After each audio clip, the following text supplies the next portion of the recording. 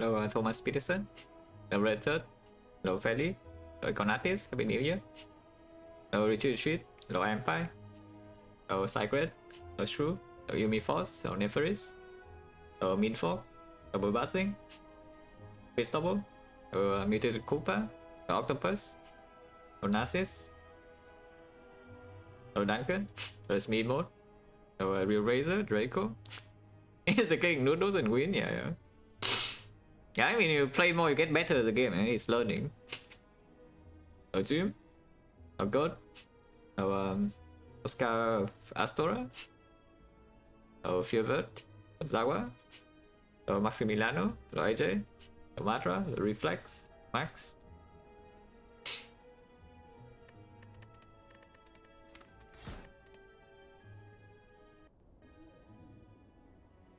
Rich or what? Transform 1 versus Rich. The only early shop is Force Burn Elite. That's nice.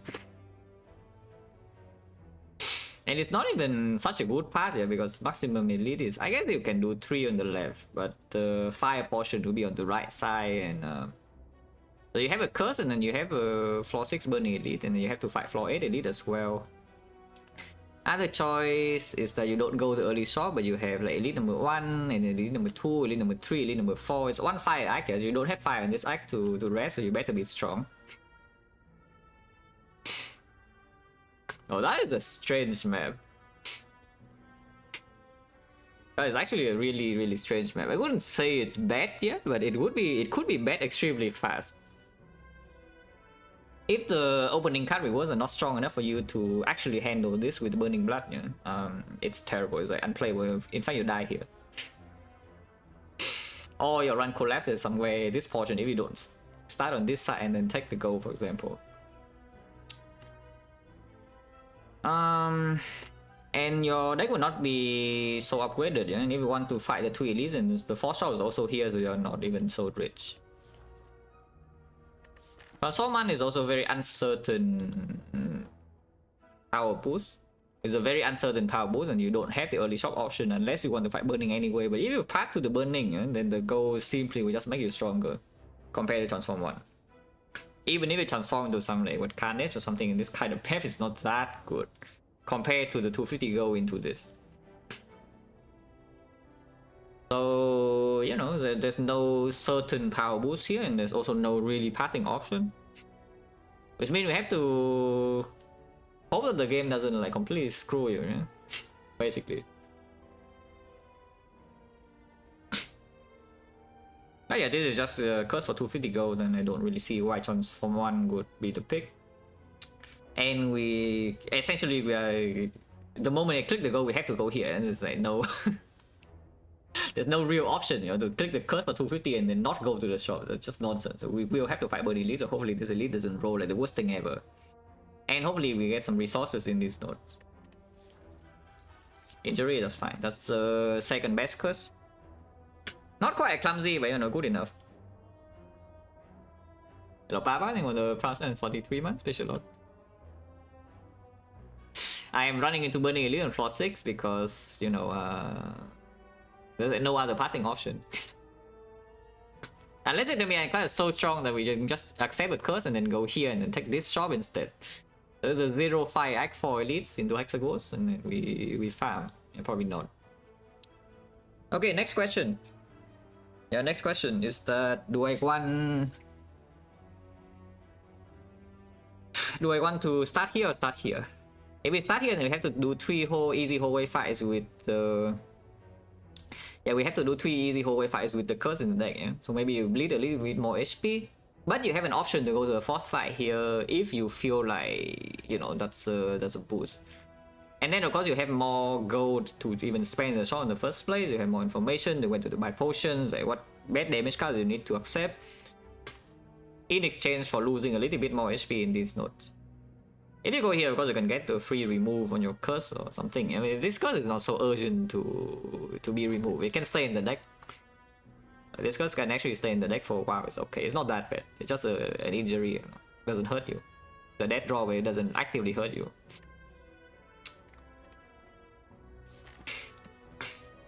I think I take the 3 fights. Hopefully not stupid. It's like 3-5 first and then question mark here. It's slightly worse than... Because here Serpent is even okay, yeah? So the event pool, of course, the quality improves a little bit because you get a free remove on this node is slightly better. You get the Serpent is also slightly better if you want to take, and I might take the Serpent, I don't know. Taking the Serpent does mean that removing strikes later on is going to be quite difficult in this run because you are going to get like super expensive. You start with 2 curses. At the same time, it does give you a power boost in early Act 1, but maybe that's just bad. It probably is just bad. Like Hexaghost Act as well, if you don't die instantly, trying to mitigate the HP loss in Act 1 a little bit too much is probably just going to, you know, waste too much resource later on. Long John even the prompt up feature a lot.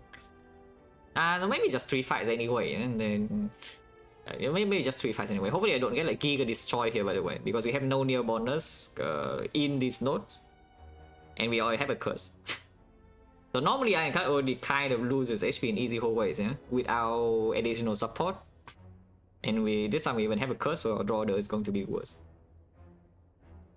But I think I start here anyway, and we take 3 fights. No real choice. 44 is a bad number, by the way, because 44 doesn't give me a lead on turn 3. Unless I draw 3 strike. Which okay I did. So I draw the here essentially is I mean I wouldn't say perfect, but it's good enough considering the attack pattern. But that's a bit hard.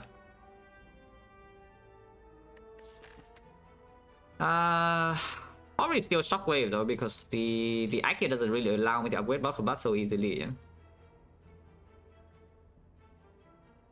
Shockwave is not as good into sentries and not as good into... I mean, against the Nog is like comparable. Depends on when you draw it. Because if we top deck Shockwave, then of course Shockwave is better than blood for blood. If we bottom deck the blood for blood, then of course blood for blood is better than Shockwave. Into hallway fights, of course Shockwave is stronger. And then into the Hexaghost is comparable.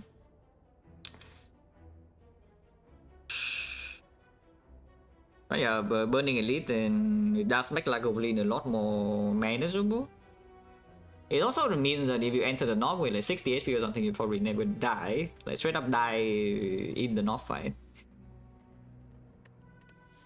No potion, no, that's okay. Okay.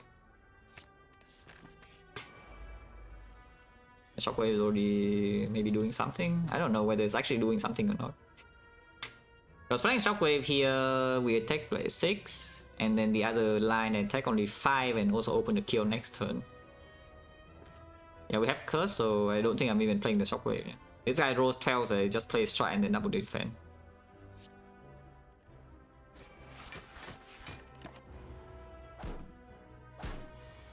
Yeah.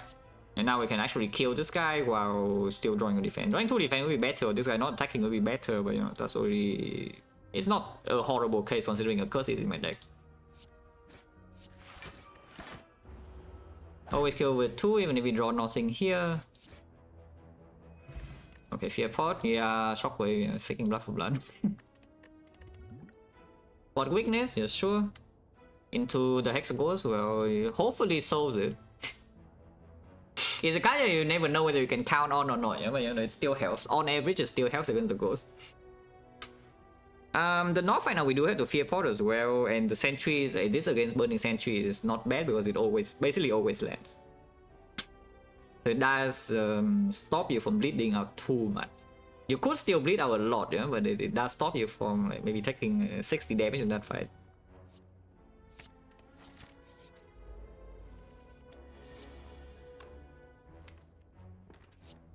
We are floating 1 energy and there's nothing to do, but you know... So if this time this guy rolling 12 does not actually matter. Normally you're really happy to see this guy rolling 12 and below, yeah? But now he can roll 15 is the same thing. Nothing happens. It's the same. And of course you still kill that first, and this guy probably like what, Shockwave defend.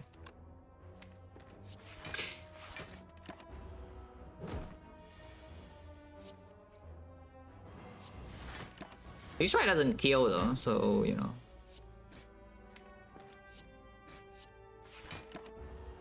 Still debuff here.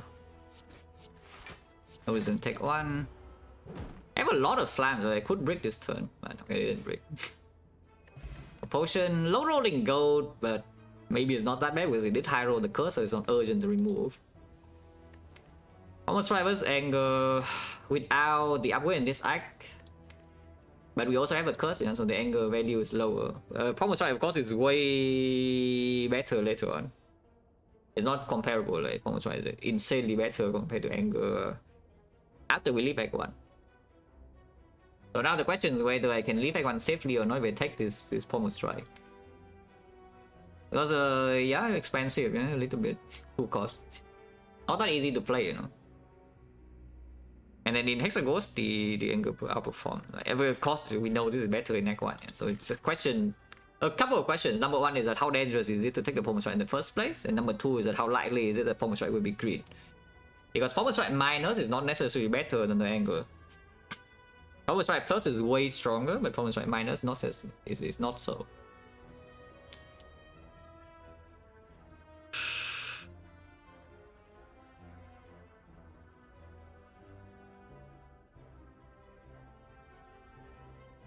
Into Burning Elite, anger is not exactly super good because it's like okay, it's not that good. Into Sentries, I guess anger in this deck is maybe slightly better. Into Lagavulin definitely is better than Formal Strike. And I wouldn't say Laga is our best matchup, even with the Shockwave, because the Spot Units can just miss in that fight.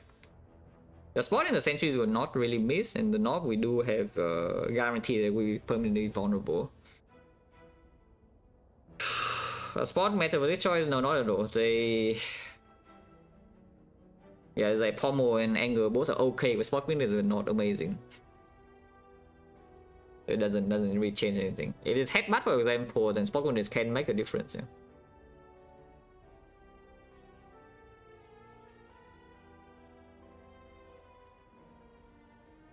To release one upgrade only. Well, I guess we're making a bad deck this time, huh? Yeah, I guess we might be making a bad deck this time, guys, and I picked the Anger. Considering Burning Elite is here and the path doesn't have a lot of fires. So we are making a bad deck, and hopefully the relics are like not the worst thing about time, and we also have a lot of gold in the shop.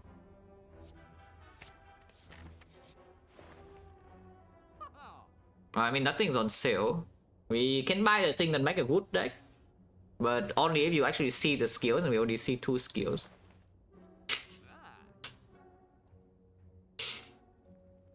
I think I'm taking it though. Say the Toxic Egg.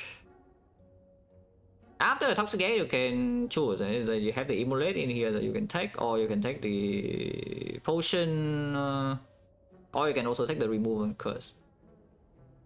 Yeah, buying Toxic Egg on Ironclad is a little bit optimistic, but at the same time in here, there's not much else to do. The Mirror, of course, you don't buy, and then the Happy Flower is. You have the Anger added to the deck now and also a Curse. And the value of the Happy Flower is also dependent on what is in your deck. If your deck sucks, then the Happy Flower also is worse. That's something not talk about it now. It's like the value of the Happy Flower. Happy Flower is just a relic that will always do something. It's going to play. But the problem is that if it plays on something garbage, then the output is just not worth it, not worth your gold. Yeah, every 3 turns you get to play an extra strike or maybe an extra defense. Oh, cool. Amazing. And the deck is already looking to not be that good. If we buy the flower here, maybe it even like spirals downwards. And we have the Fear Pot against the Knob as well a little bit. So adding up with the skills of the deck maybe is not the worst thing about time. Hanging Bullet, GG. Yeah, the deck is freaking horrible, but yes, GG. In case you don't know, the last time I lost, I bought an Immolate in Act 1, yeah? And then my deck was never good. It was terrible for the whole run. And then I died. If you don't know, I can tell you right now what happened the last time I lost on Ironclad. This one's on sale though. This one's on sale, so it's a little bit less resources to commit, yeah? Yeah, it's a bit lower amount of resources to commit in buying the Immolate. And the Toxic Egg, if it performs, it gives me an Offering Plus that's already like covering for some lack of removes. maybe. And I am buying Toxic Egg. So we buy this, and that is 200 and 347. Which means I have only 36 gold left, and that's not enough to buy anything else. But I do have an Immolate and a Shockwave. Only 3 energy, though. But the Toxic Egg like kind of implies that I should go here. Deck is 16 cards, I could bottom deck and shuffle out the Immolate exactly, and if I pick an upgraded skill, then another thing could happen too. Like PvP High End Watcher, I'm trying. On sale. Yeah, we just buy a Toxic Egg instead of...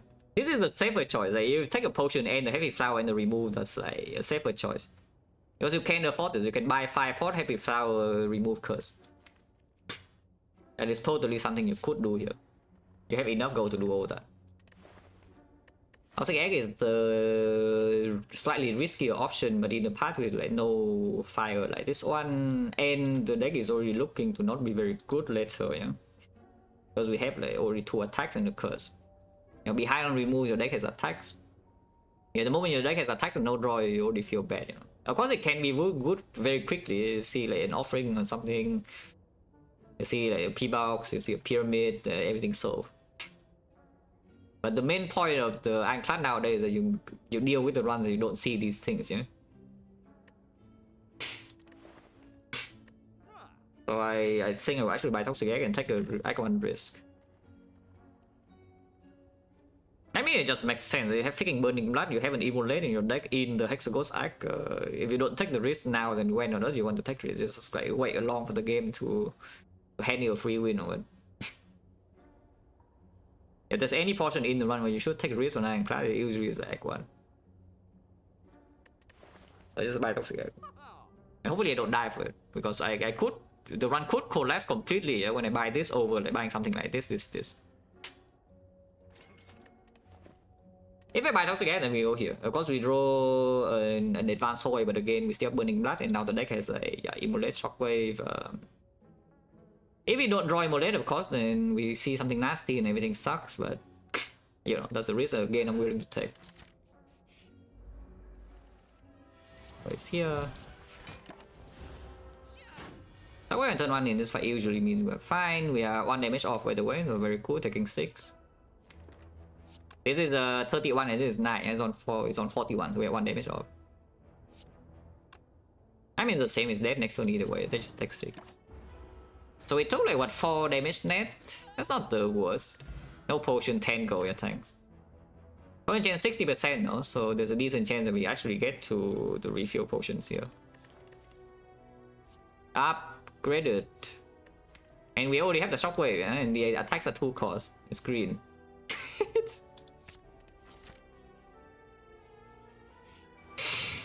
Strength Sentries, we have the Immolate. Unfortunately, Shockwave and Immolate cannot be played together, so they don't die.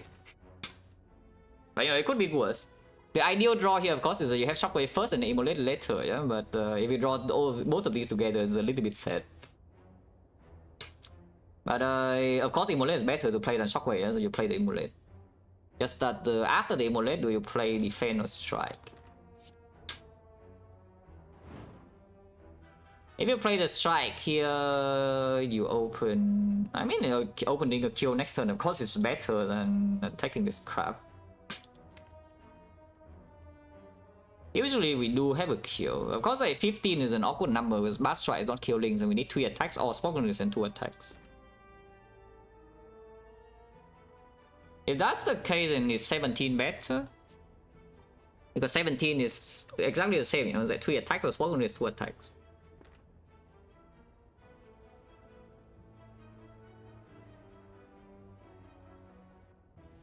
Yeah, Spokeness bash or whatever doesn't really work, you know. So yeah, the threshold is just better here to strike this guy. Also, another nice thing about Toxic Egg though is that you are allowed to just keep resting. I mean, double attack is just better than blocking here, so you know, we are a little bit sad because I draw bash and not a single strike. But we do have triple strike on this next turn, which is 1 damage off with 2 strike by the way, so it's again a little bit sad. That's okay. Take 24 to Burning Elite so far, hopefully you don't take that much more. Transing now is hoping to redraw to Angle Immolate. Shuffling out all the strikes, yeah, but maybe that's fine because this hand is not exactly the greatest thing of all time to draw next turn, you know, either. Yes. Shockwave now doesn't do anything. So just triple strike here. And hopefully we draw block or immolate here would be nice. Okay, they draw one defense, we get a little bit more tax, yeah, but okay. Immolate. And yeah, burning elite still freaking hurts. You can see even with the immolate by burning sentries, still hurts. We're on 35 now. Did get a potion now. Point chance now is 50. Upgraded. I mean, of course, everything's upgraded. Which is why the Toxic Egg was bought in the first place, and we see upgraded skills. Shuriken doesn't do anything, so that's cool. I mean, maybe it does something against the ghost, but I don't really expect it to do much else. Yeah? 35 is a bit low. The upgrade on Immolate does matter for sure though in these floors. I mean, not for sure, but you know, the Immolate upgrade does happen, that does matter sometimes. We actually see the Giga Nasty one. And plus 7 damage in the knob is plus 7 damage in the knob. It's nothing. It's really nothing to scoff at.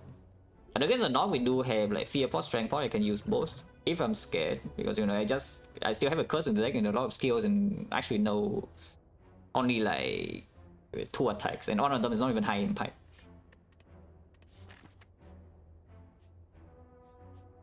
But 35 is a bit low to not rest though. Because avoiding Immolate is not guaranteed that we never take a big hit against knobs still, because sometimes I just bottom deck all the things. Sometimes I also draw too many attacks on the same turn and then cannot kill the knob. If I rest in here and take 1 big hit against the knob, we can still recover, yeah? But if I upgrade the Immolate and somehow we do take 2 big hits against the knob, like, I'm done for. And the Lagavulin is not even a safe fight. You don't run in with the Sark Fish a lot. Is it Sleeper? Okay, message check right now.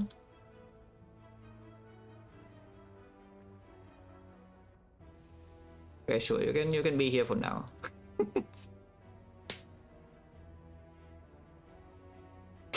But yeah, like, be careful, yeah, because I know that message can mean 2 things. I just need to double check whether what you are meaning. But yes, if you just mean we are resting, yeah, oh good. If I saying that I'm taking too long, then beware. That's why I need to check. But yeah, we go here and rest. There's no more fire in the Agnia, and these are all advanced hallways, but hopefully we can get strong enough from these.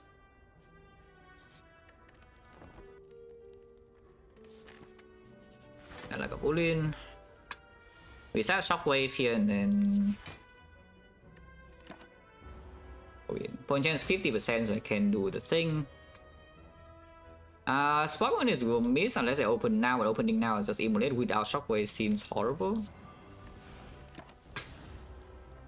Ideally we draw 3 attacks and no trends, well, did not happen. So we bottom deck Anger and shuffle out the trends like this. Shuffle out the trends and the Spark Units like this. This draw is horrible by the way, just so you know. I was like, yeah, I bought this, so it's not so cool. It's expensive. It's not for free. If it's for free, it's actually very cool. But I paid gold for this, and I take a significant early game risk in order to have this relic and a curse. And the payoff is like, it's okay. It gave me 2 upgrades already, and these are good cards. But you know, it's not as good as you might think. Yeah? Also, this fight is like horrible at the moment. What do I do? I could see using Strength Pot when chance still 50, and we have 3 fights to recover the thing here. And into this fight, we do have the Fear Pot against the Knob still, and against the Sentries, we do still have the Immolate.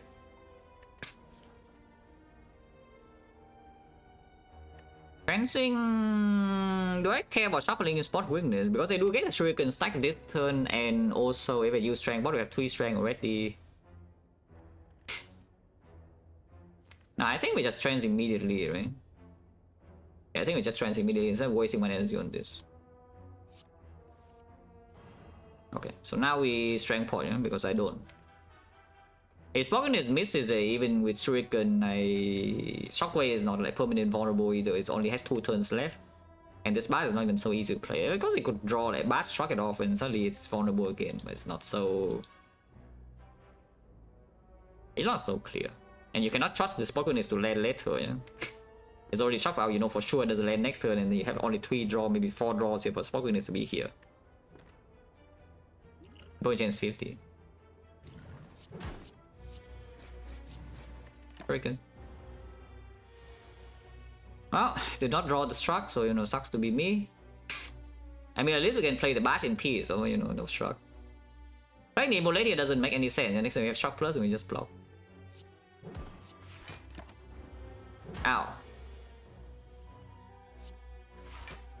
Alright, may I say I just block? And I just play double defense and it always dies. My thing is 3 strength, so these are... I'm wondering whether I should play the trance here basically.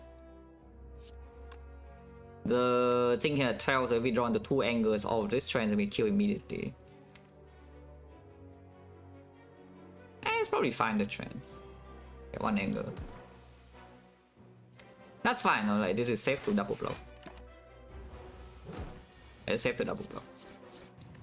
Yeah, we always dies next turn because yeah, no matter what, after that trance I know for sure I will draw 3 attacks minimum, so it's like 36 and the turn after it always dies.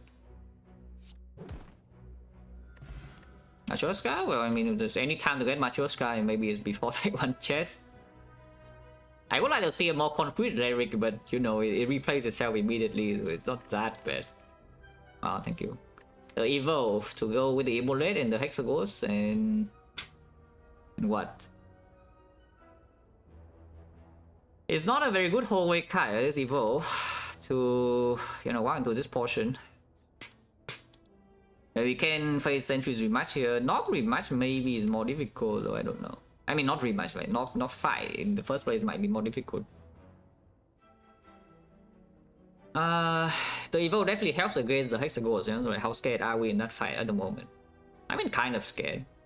I think I do want 1 more attack, though, and Twin Strike is kind of like the best one, the generic attack one at least.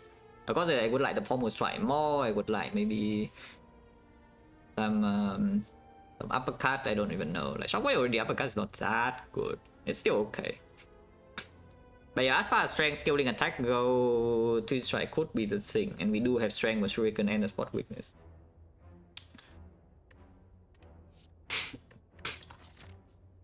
And it's not the Twin Strike is not necessarily worse than the Evolve in the slime, in the not slime, but the Hexagons, you know. It's not necessarily worse at all because it is a pretty good strength payoff attack in that fight. And way long-term value is in the Act 3 or so when the Evolve outperformed the Twin Strike by a lot, and we do a Toxic Egg payoff and Matryoshka payoff a little bit, so hopefully we're strong. Twin Strike is definitely better right now. By a lot. And the deck's attack density is like pretty low. Yeah, I say that and then we walk into some fight, we just draw 5 strikes and then I get hit. That's sure. Try. 2 relics. That is very good. That is a lot of damage into Hexagons and also improves the fear pot. Also makes the North fight a lot easier. Singing Bow this early probably don't kill even with the Toxic Egg, right? Like if I don't get any value of the Singing Bow, it means my deck is great, yeah, with the Toxic Egg. Like entire deck is upgraded skill. Otherwise, you are getting cladded 3 attacks, yeah, okay, big. Immolate is here.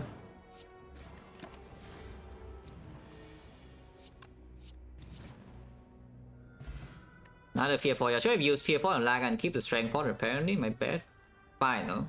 One chance, 1, 2, 3, 4, 5, 6, 7 fights, and we got I didn't buy a potion, right? 1, 2, 3. Yeah, 3 potions. 50%. Upgraded. Yeah, Exhume is nice. I know Exhume Plus eventually will be insanely strong, right? However, right now it only goes on the Shockwave. And on the other hand is a Disarm Plus, and make sure that the Hexagons will never ever kill me, and it's not even so bad in Act 2. And also it's not bad later, it's okay. Into the North fight we do have double fear with the Frog, so I sure hope adding another skill doesn't kill me or something. Oh, the Cleric. The cleric is like kind of annoying though, because this shop is forced if I go to the elite. At the same time, removing curse for a cheaper price than the normal remove is not that bad. Yeah? Like normal remove 75 and then it just goes up. So removing a 75 is a good deal if you're not going to buy anything else. It does mean I'm poor though, so I cannot buy. At the moment, I can't walk into the shop and buy a relic. You know, like orrery. Yeah, taking this cleric remove and then missing the orrery in the shop is going to be an absolute tragedy. You know, without singing bow orrery, for example. And I don't have a something like a second win or fire yet. I don't have a loop payoff. I don't have the exhaust down idea at the moment in the deck. And we do have another idea that we can simply outvalue the enemy with like toxic egg cards and then the paper frog and the singing bow. So making the remove cheaper in the very, very long term is not that good. Yeah? You can argue that you take the remove here and you want to the shop, you have enough gold to remove again. Or 75. But I think I want to keep the relic threshold open. It's not always that we can afford the relic. On average, I get 168 gold into the shop. So if you low roll gold, all the relic rolls expensive for both, then you know you still cannot buy the relic. But I think I want to keep the common relic strawberry threshold open. And if not, we maybe like one remove behind, but get a little bit more gold. It's not that bad. So I don't think we pay for this game. You know, I just leave. Because the shop is here. If the shop is not here, then of course we take the remove. But the shop is right here, so I don't really want to pay. Little one. No.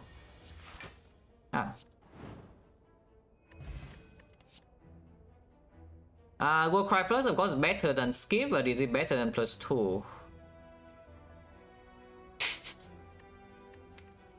Yeah, absolutely better than Skip, yeah, but is it better than +2? Because +2 is quite something. I think I still take the first World Cry. The second World Cry, maybe I take a +2, but the first World Cry Plus, I probably should still take for now.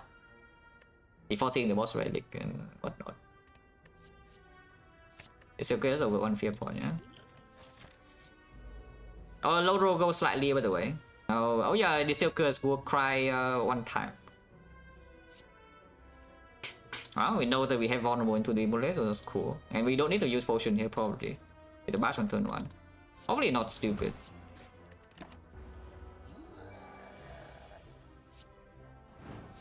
I mean, I think that's quite a lot of damage. There's no attack left in here, though. We at the same time we can take this damage because Hexaghost is up next. And I would prefer to bring 2 potions into Act 2 than, you know. Sometimes we still kill this turn. If we draw trance, usually we kill.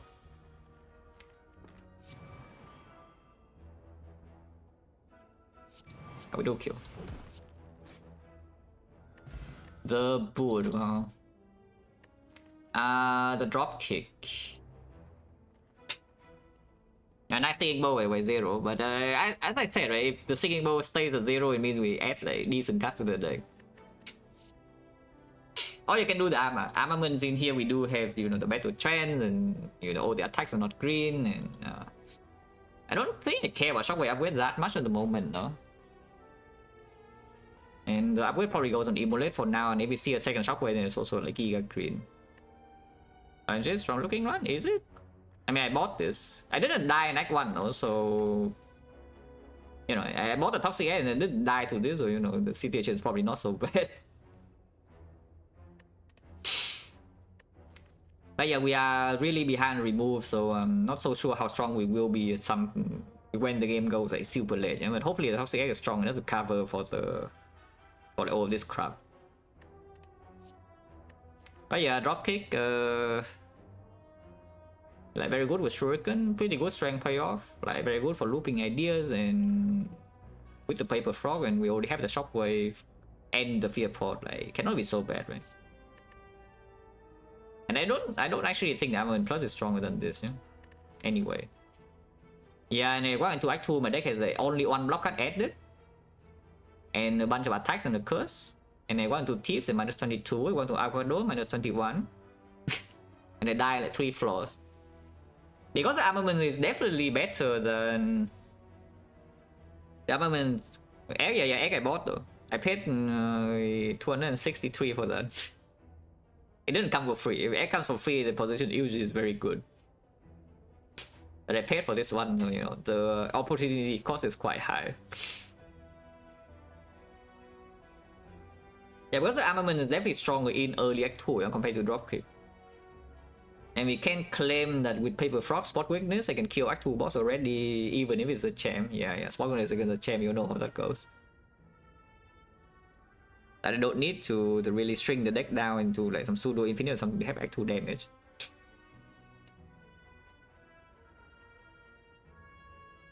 Because I do see here the most likely point for the run to collapse is probably early Act 2, right? With this kind of stat. So maybe I should just take the thing that is stronger in early Act 2, yeah, these armaments. It's probably true. Probably just true. I should take this because it's stronger in early Act 2, and early Act 2 at the moment is pretty scary. With the deck looking like this. Like with all of this crap that can just break me and have no sustain relic. Well, I mean, I tried to save my goal, yeah, but it's still not enough. I only tried to save my goal, guys, still not enough. It's fine, we wipe out tears with this. I mean, we can wipe out tears with that card, and then on sale. So now what? Because we can take the dropkick again, we can take the finesse, or we can simply just remove the curse. I think I just remove the curse, so I don't care about this looping idea at the moment, yeah. I don't think I care about this looping idea at the moment, we just remove like the curse. By curse. I can also save gold for Act 2, but I think we don't care too much about early Act 2 shop, and honestly even going to early Act 2 shop, just removing again is not that bad. Especially now that I've taken like the armaments to improve the early Act 2 as well, I don't think we need to... I don't think we'll be in mortal danger so easily, yeah? When we walk into Act 2, like, just die immediately. Yeah, upgrade Amulet. Can I upgrade Shockwave over this instead? But I think Amulet upgrade still has a lot of value. In win, yeah, you essentially are buying 2 max HP. when you buy 2 win, essentially you're paying like you're buying 2 max HP for 50 something gold. Seems a little bit weird. But we definitely will not take 2 true wins, you know. I'm on top and just disarm Amulet here. You can also not play Amulet, but I think I play Amulet. Also, Smokiness will land here, and it is disarm 3, so we are probably already Giga Shielding. I say it's probably fine. So Shockwave not being green is a little bit annoying, but it's probably fine. You can block this too by... I think it would trade, just in case. Okay, did not shuffle out the spot quickness of this. Shockwave not necessarily needs to be played right now. I can get a Shuriken stack, or I can also just do the... We shuffle out the Bash. You know, Pain doesn't really need to be played, right? It's just a... It's essentially an injury. A slime. It's a slime, it doesn't do much. Shockwave right now does block a little bit next turn. I guess it's okay. Over Shuriken stack, whereas redrawing this is not that good. We still get the anger and... Yeah, okay. We are fine. Spot weakness here means that the vulnerable will run out, and this Paper Frog vulnerable is quite a lot of damage. At the same time, I have a feeling it's going to kind of already die.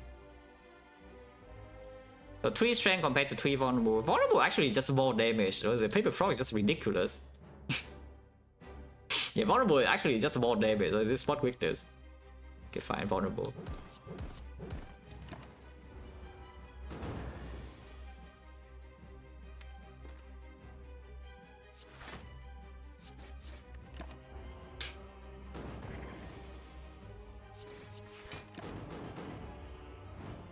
Yeah, still vulnerable, and then of course we don't even die to Inferno, so it's dead. Ah, whatever, let's play this. Vulnerable runs out now though, might have 4 strength, and it's only 3 times 6. Also it's dead this turn, but you know.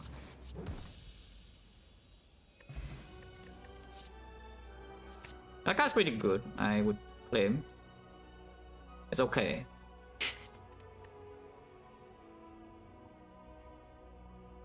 Yeah, that card is okay, acceptable. Sip potion compared to these are pretty good potions though, because the Stalkers we do have already value extra from the Gold Cry, and this is Fear Pot with freaking Paper Frog, and the vulnerable is expensive, like 2 cost vulnerable. Sip potion is long-term value, but after you trans and no longer does anything. And on the offering turn you already kind of overdraw with the other thing. Probably just keep these pods for now. I'm not too worried about long-term value of this run. That we need to save this potion for Act 4 to not die or something at this point. What boss rally do I want to see here? Honestly, P-Box probably the most fun, but Pyramid is probably the strongest, you know. Any of the good things is fine. Well, I get to choose. I claim that P-Box is more fun and this is stronger, but it's not true because this is egg P-Box. And all these are crap. These are all horrible cards. But actual trash. And then the Pyramid also makes the offering maybe a little bit worse off because you overdraw. We would never roll 10 attack P-Box, right? Yeah, we would never roll like 10 attacks, yeah? We will never roll 10 attacks, it just doesn't happen. Fine. 1, 2, 3, 4, 5, 6. Okay, that's a lot of attacks. This is good though, this is good. Yeah, this is good, but there's a lot of attacks.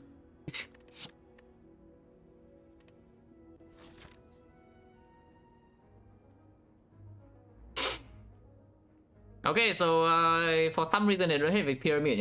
I cannot tell you why, but for some reason the pyramid is not in my relic ban. Instead, I have whatever this is. It's not that bad. It's not that bad. This card is very good, and we still have like essentially 2 removes here. So 3 exhaust cards, yeah. And this card is quite decent. This card is being removed, and these I don't know. Like Heavy Blade could do something. We can generate a lot of strength. Okay, where are we going? There's no Giga Sapphire path here, but I don't think we also need to do that. Usually we don't need to do that, but because I have this P-Box instead of the Pyramid, maybe we do. Removing now is 100, yeah? Yeah, removing now is 100, so I could just go walk into a shop node in here and claim that removing is strong enough that is all we care about doing, which I can see. Because honestly, this deck right now, unfortunately, is just we draw offering and we have a turn, otherwise we kind of don't have a turn because like these cards are kind of bad and we didn't get up with the skills. And the shop is also a guaranteed safe node, so we don't get like Giga Destroy. It's just that it's very... The earliest fire in the act is after the chest, you see that this act just has no fire. Act 1 already has no fire, so I didn't buy the fire DLC or what. Like the Act 1 part has 1 fire, and this part has also 1 fire maximum, and it's after the chest. So if we Giga low roll on these nodes, it sucks to be me, I guess. Hopefully it doesn't happen. But yeah, we start here and then decide again on this node. I could see just going to the shop to remove Peace Strike for 100. Oh god, my vulnerable build. No, but actually this fight is like kind of annoying. Because 3 energy, my Paper Frog is my main damage, yeah? And then applying vulnerable to this guy is like not so easy. Do I struck or not? What is the point of strucking? That I could draw into Whirlwind to get 1 strength, Anger to get 1 strength, Shockwave to strip 2 artifact. And on the other hand, I only get 6 damage. I think I would struck. I can headbutt the struck. Headbutt the rampage. Our deck also doesn't really have block, yeah? So except the armament, so at least I picked the armaments. That is quite bad by the way, yeah. This block is a giga low roll, I would say. Out of 1 out of 10, like 10 is the best thing ever instant really one winning, I would say this block is probably 2.5. And in combination with the act path being like this, is actually we actually have a risk of death in act 2. Normally you should never have a risk of death entering this act 2, but because of the hitbox being bad and also the map being like so annoying, we suddenly have a small chance of death. But hopefully it doesn't happen. Strike is the only blocker on the deck except of her Funeral Pain or some disarm. If we struck next turn, then they don't really kill it, but I think killing by turn 3 is a lost cause anyway, you know, for the most part. Is it true? It's 95, so we deal with another 9 here, goes to 23. 23, 43, 43, 35, 78. 78 is 65. 65, there's no Fiend Fire at all. 65, but there's still Immolate. And I could see using the Steel Chaos right here. I think I had bad Rampage, which I actually tried to kill. Ah, sad, I could also block a little bit.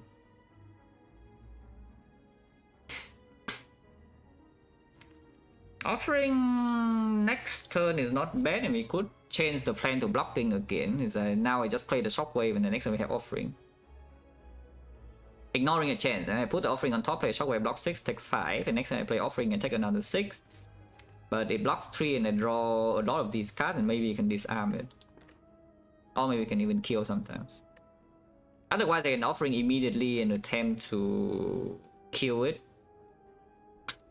Because after I play this Offering, of course we front load block quite a decent amount, you know, from the Funeral Pain. And I can spend more energy on damage instead of...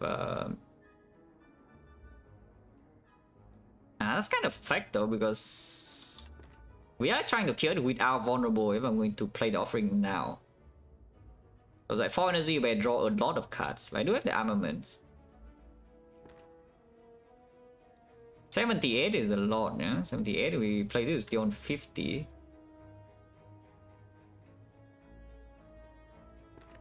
Probably Offering next turn just stronger, right? Because it's more flexible, I could block where I could kill. Because we can strip artifact into this arm plus next turn here.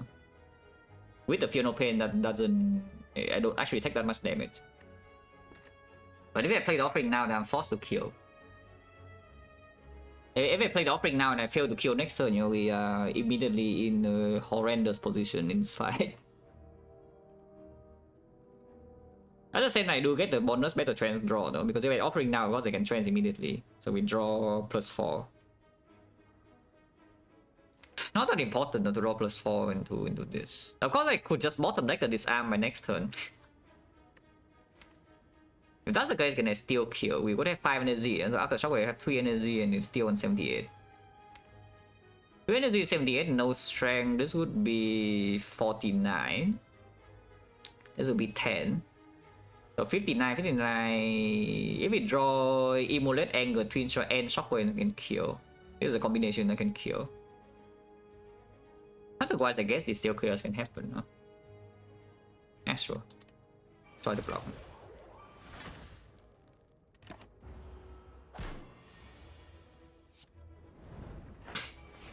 Okay, we could block here if we want. I don't think this is killing, but it didn't draw Twin Strike. So, Shockwave into disarm. I mean, Shockwave is player anyway, regardless.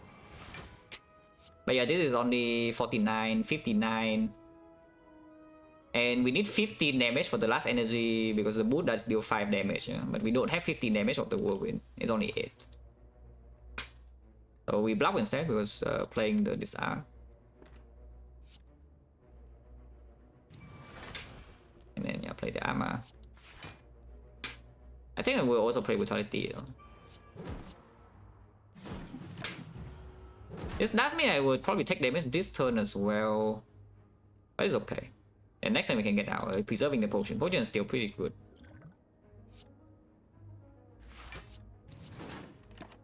And next time we kill. But yeah, you can see first whole wave fight is already hurting quite a lot, and we don't have rest in the side. Now +2. The second War Cry I can take here, but from this position I think we do just get the max HP. Make the rest big, also sustain a little bit.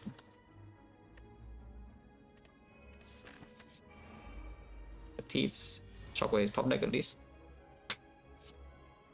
One chance 50%, so we could do the Distilkers now if we want, but the Fear Pot is not that important from here with double Shockwave and still the Bash. This potion is probably more important as the panic potion if you have breaking draws. Whatever skill, of course it will take a whatever skill. Deck has feel no pain and War Cry is just positive. When is the War Cry bad? Even if you trans into the War Cry, it's still okay, yeah? Otherwise it's just good.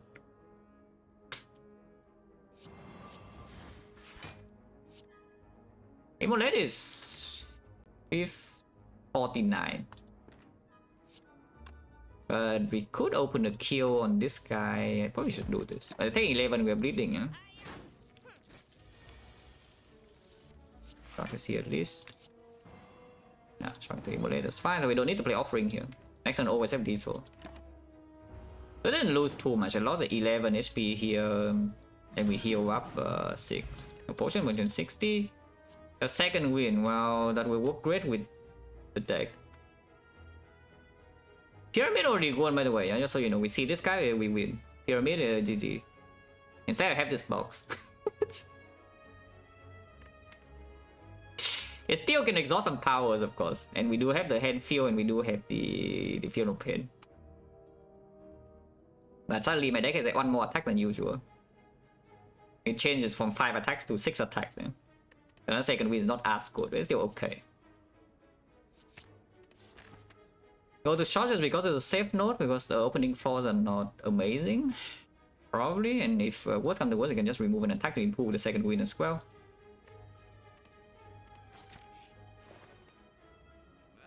I mean, it's on sale. We can buy this, yeah, and yes, I know. We are essentially again paying for 2 max HP, but at this point, this card is like kind of good for the short term as well. I mean, it says block. And we do want something to exhaust the attack, yeah? And then we suddenly can go down to a small deck loop, which right now is not... We don't really have loop payoff, but you can kind of play anger with strength with frog for a while. Who's the boss? But I didn't even look. Collector, so not the worst one, but also not the best one. Automaton should be the worst one, but Champ should be the best one. But yeah, that's too good. And then we remove Peace Strike, yeah? Or you can take the Evo, but I don't think I care. Just remove Peace Strike.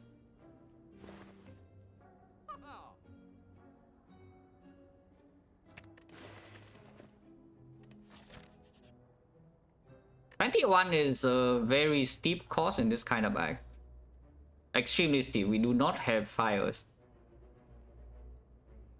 So empty node or what? Yeah, 21 HP is too much, right? To take in this spot, because I'm not even taking I'm not going to take bites here, yeah, so you know. So we cannot really take this. I'm wondering whether I go to fights though, because going to here, because we can fight elite, but then we need to do 2 advanced hallways and then 2 elites before making it this fire. On the other hand, you can keep going question marks here, but there are not that many good question marks, to be honest, in this kind of act. It's just that the Akpa is so dangerous, and maybe going here just to get closer to this fire safety is the good thing to do. In fact, you don't even need to go here. You can go 3 triple question mark here and just avoid all fights. Even though that's maybe not what you want to do with Toxic in the first place, it's not that bad. I cannot read this. But I don't actually think I want to go here. Like the opponent chain is 60%, and if I want to use a potion, probably want to use it in the lead fight in the first place, or in the red mask gang here or something. Normally, you want to here just see 1 fight though. Like with 4 question marks, and most on average, you will just see 1 fight. Oh, library is great. And yeah, like heal is nice and all. Heal does make things safer, but this also makes things a lot safer. You know, upgrade the skill 20 cuts. Illiterate? What? It literally says here is read. Like, what do you mean? Read. We are reading, guys. Look at this. Read. Now, freaking slender. Yeah, the Ironclad is being slender right here. It's reading right now.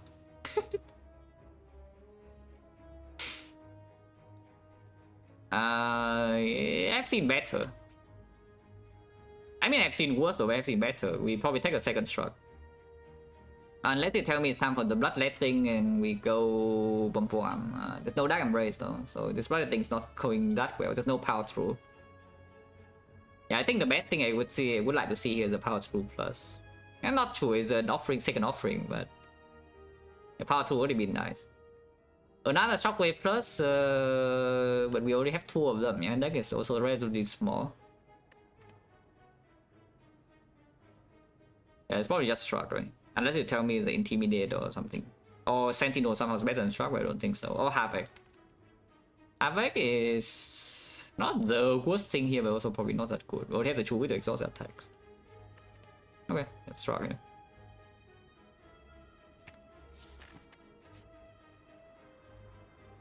These are green. And they have Singing Bow. And my deck doesn't have that much block. I have added a couple of block cards though, but still not that much.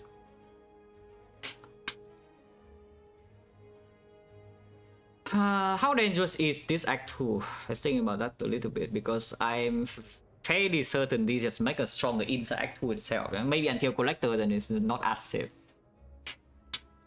Before the Collector, like all of these nodes, the apparition should just make me stronger. Yeah, I should have red. Yeah, I should have red. Imagine not reading, guys. Imagine not picking Pyramid. What the hell? Yeah, you just pick the Pyramid. You know, you have second win into 2 win, and now you have apparitions with Pyramid, and you also have like maybe a book. You're like Giga chilling. You know, nothing ever happens. You win easily. Instead, now I have to play a run.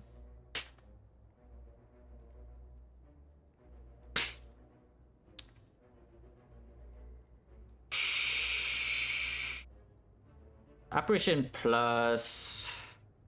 Like normally Absolute Offering is just good and we already have the way to feel back max HP so the endgame pressure is not that high. Yeah? I think I just take. And I'm not even losing that much current SP and only doing 13. And yeah, we go here and now with the Apparition I think we want to do the 3 elite path, at least attempt to. So we start to go here and attempt to go to the elite. Usually this is a fight, we get already a 40% question mark fight here. Okay, a fight. That's fine. We don't take that much here. I block for 16 to take 5. Any fight that we lose more than 6, we cannot recover that well. But hopefully you don't lose that much. And this potion is important now, so I would like to keep this potion unless we, you know, die here or something.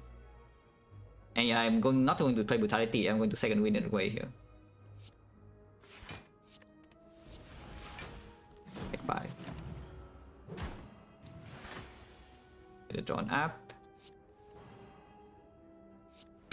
No fear, no pain, so we take like 2 damage here or something. But yeah, offering here needs to be played, even though it doesn't draw cards, the energy is still needed. And we only take 1 damage, so of course it's being played.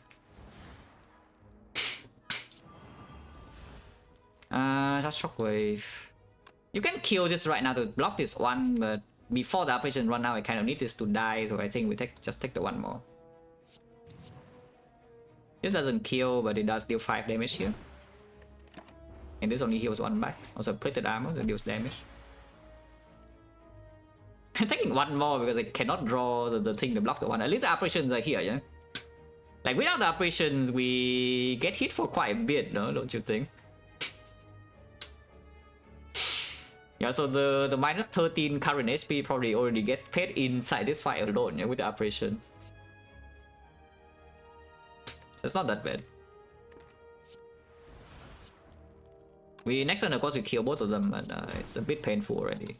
Not that painful, it's a bit painful. We lost at 3 HP net, and you know, 3 HP net can be quite important to keep. Even though it's killing, right? It's 31, weakness is minus 8, so 54, yes, that is always killing.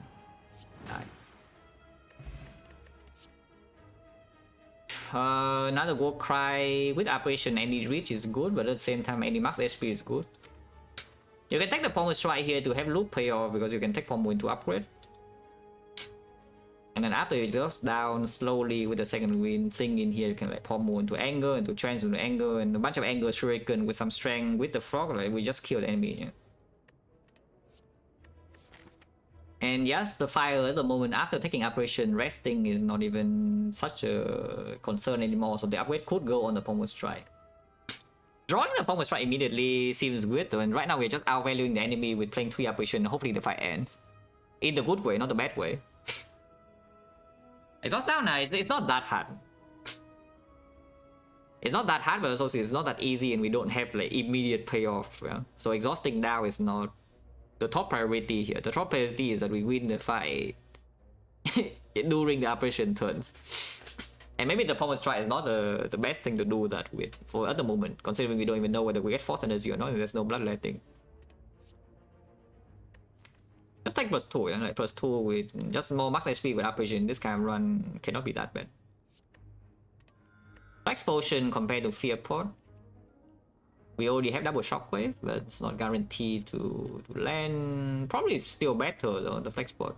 I can flex Whirlwind, can flex Twin Strike, can flex Angle one time. And after you play one Shockwave, this potion is just worthless. Of course, if I lead, could die here, but usually not. Good thing Warcry is here that we don't waste all 3 operations. Yeah. Brutality will play. And yeah, now we have 3 turns of Intangible to like end this guy. Only one more turn, but we do have the disarm in here, and hopefully next turn I can just draw Offering.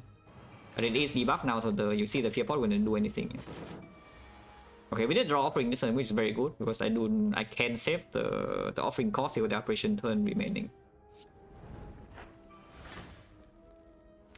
We can block with next turn, by the way. If I disarm here, it doesn't even deal damage to me.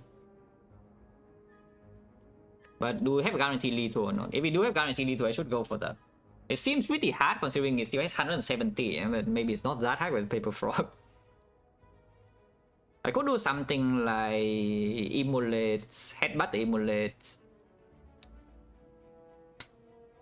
How is that? Like Immolate, Headbutt Immolate is already 49 times 2 is 98, yeah? And then we have... there's no guarantee that I get the Cliff to get the Immolate though. So Immolate is the only attack that we can guarantee next turn. That probably means playing Spot Weakness here is worth it. So let's say just do Spot Weakness into Immolate, Headbutt Immolate, and then we play Twin Strike. And what would that look like? 3 Strength, and 3 Strength is 8. And it is 14. So it's 28. 28, 54. 28 plus 54. Next turn is going to be what? Next turn will be 32, so it's 56. So it's 110 already. 110 plus another 28 is 138. 138 is not lethal unless we draw the Cleave. So there's a 1 of 5 that I don't kill next turn. We Headbutt Immolate here like this. If I headbutt the Trance though, if I headbutt the Trance, then what would that look like?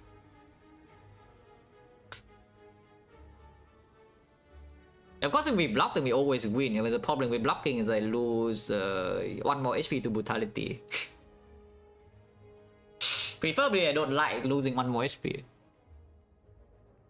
If we block a turn, we lose 1 HP to Brutality afterward. I would prefer to not do that.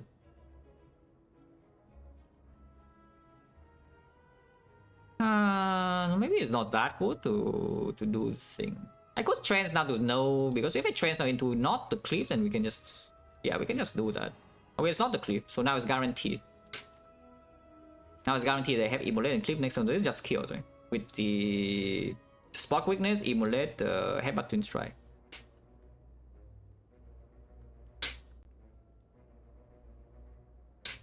Yeah, now that I know this is not the Cleave, we always draw the Cleave after the Headbutt. And that is enough damage, just double check.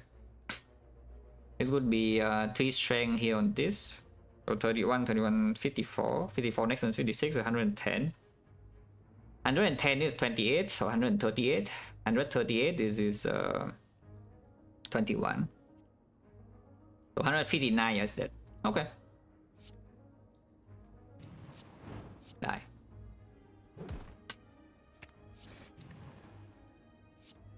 So we save... Oh, actually, Brutality. I have Brutality. Never mind. I'm stupid. Right, I have Brutality. Never mind. It's still there. Doesn't matter. Nothing changed. Oh, that is pretty nice though. I don't have Blood for Blood. I'm not planning to add the Blood for Blood to this deck, yeah. And it actually saves a lot of pings, you know. The Brutality is being saved, Combust being saved, Offerings being saved, like all the operations, I take no damage. Like for once, actually, this Tungsten Rod is actually very, very, very nice. Until I have a blood for blood, and then it's not so nice anymore. But I think we can get a payoff without the blood for blood. Like, even a body slam into green is probably stronger anyway. This genuinely actually is a good tungsten rod. Yeah. If right now, like normally tungsten rod is only good when you want to exactly the hard fire, but even immediately you can play. And we are not going to pick up some rupture garbage or something like this. Yeah, +2. Put 2 relics. Big. King Strawberry with apparitions. We do have Singing Bow, but it's still a little bit weird. The Strawberry is pretty low value in the long term. So, are we saying that we are in good shape for the end game? Because right now we still need, first of all, we need I don't have a real boss damage plan at the moment, besides just playing Anger. You can see it's already a little bit difficult to kill the bull stabbing on 170. And eventually the enemies have a lot more than 170.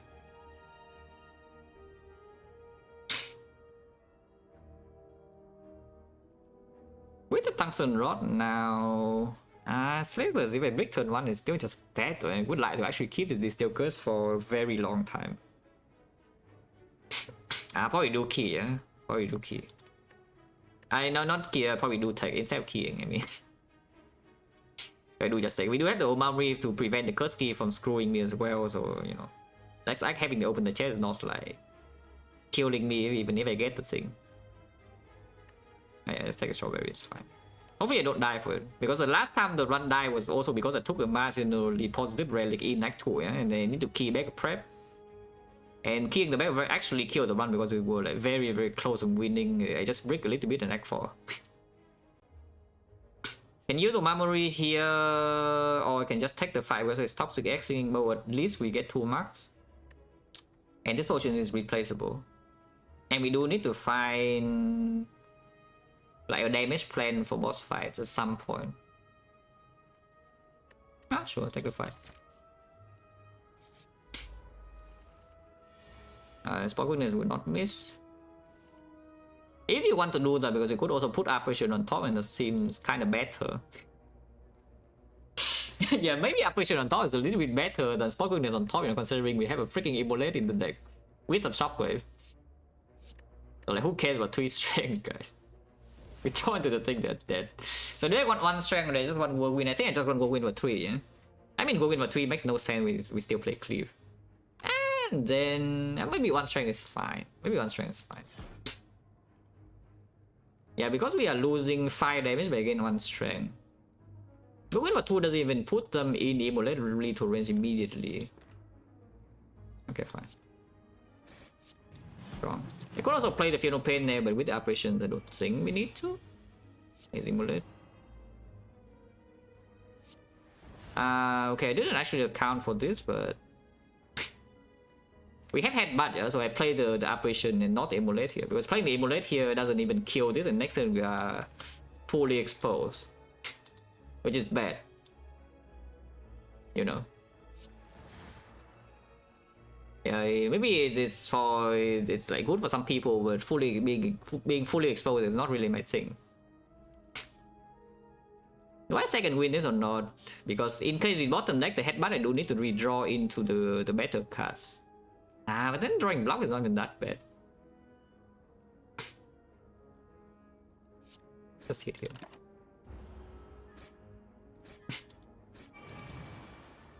We didn't get offering, it's fine.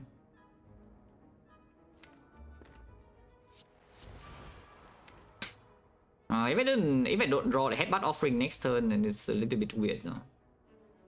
I mean, we don't need to see offering, we just need to see the Headbutt. Like Shockwave Headbutt already kills all of them, yeah. In case I don't have Shockwave, we'll bash here though. Okay, so no offering, but that's fine. Right, next turn they're all dead. Because we Headbutt the Immolate here.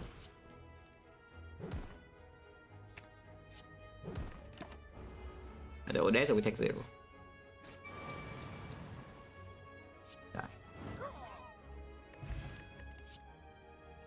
Body Slam is here. It's one of the payoffs. One of the potential payoffs. You can take Body Slam to upgrade. It is also a brick though in opening turns, but I think this is the best attack. I mean, not true. Like the best attack in this deck maybe is dropkick. Still, dropkick is probably better than body slam because it doesn't need the upgrade and it performs like it just does well. But this should be the second best attack because the block for blood now is also difficult to discount.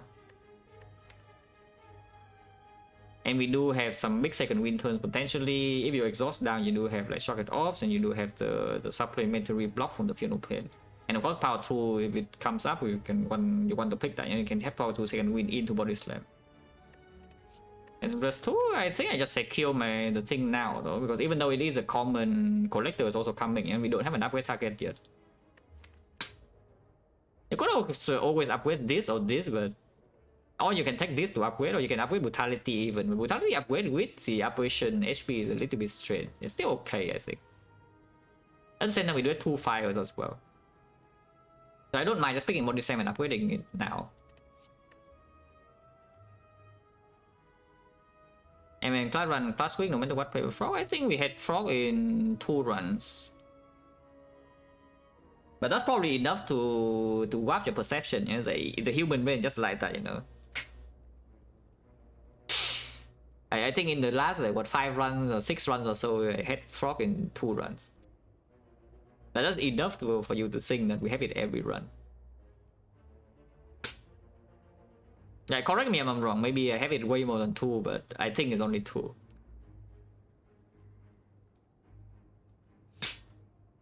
Yeah, I body slam, yeah. It does brick here a little bit, but it's probably fine.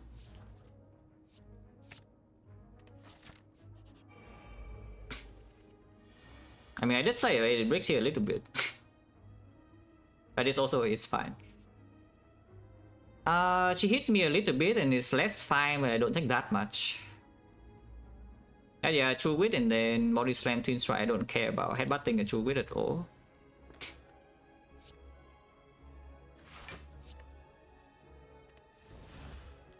And we can kill one of these. Ow!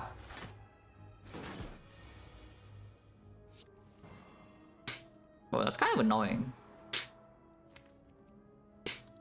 The headbutt is also gone already.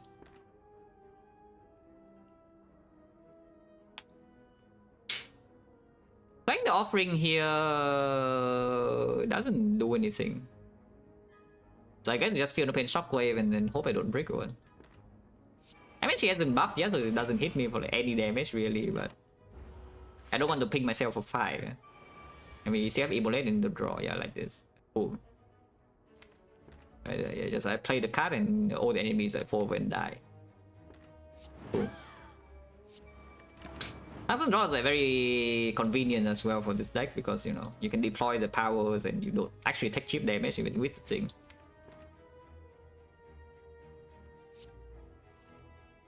Next turn. Portable runs out though because the shockwave is only minus and the plus is not being played. He also is very intelligent and summon 2 gremlins and does not attack. Is this the problem? Like Rupture doesn't do anything.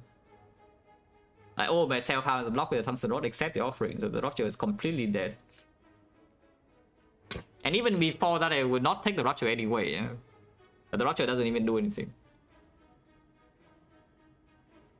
Yeah, she's extremely smart. She doesn't attack and also summon 2 gremlins that don't attack. And now I'm floating energy. Playing this operation of course doesn't make any sense because it could struck headbutt in to draw into it.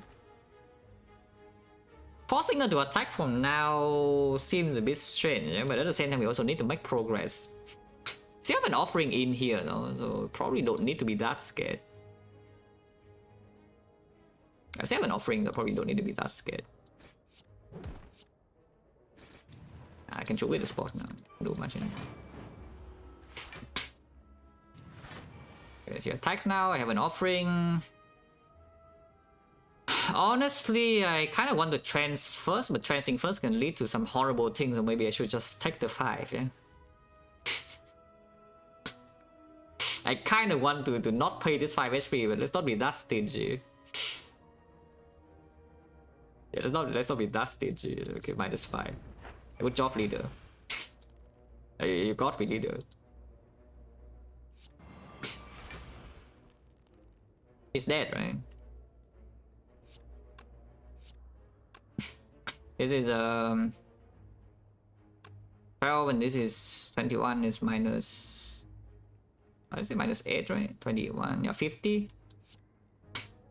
55, yeah, she's dead. Yeah, she's dead. The boot. Ow. Leader drops the horn, yeah, perfect timing. The evolve. We still don't have a thing to max statuses and have brutality to draw 2 status a little bit now. Yeah, we don't have a power through, yeah, to make this evolve really good, and we are on 3 base energy with no guarantee that we ever see a force one. And it's up against +2. Airport up against the flex once again. I think flex is still stronger though. Hello Jason with the red. I P-box into 6 attacks with Toxic Egg, you know, that's nice. I clicked P-box over Pyramid for fun, and I saw 6 attacks. So I actually have to play kind of a real act tool. And maybe a real run, because Pyramid already good. Like, if I click Pyramid, the run is already giga over. I cannot lose. I clicked the box for fun and I got me 6 attacks. But you know, it's fine. It's okay.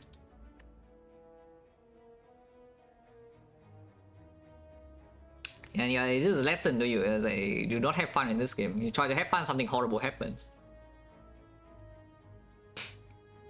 So Mento, I heard that you instant click noodles and won the goal, so you know you're learning something at least. Yeah, do not think, just click. Yeah, Fear vs Flex, I think Flex is still stronger. Not always true against levels, especially now with the Gremlin Horn. Yeah, it's probably not that different with the output. Maybe it's not vulnerable. The Flex Bot should deal. The only case where that's not true is that we have Immolate top deck. Then the Fear Pot Immolate can actually kill a slaver immediately, but Flex Bot cannot.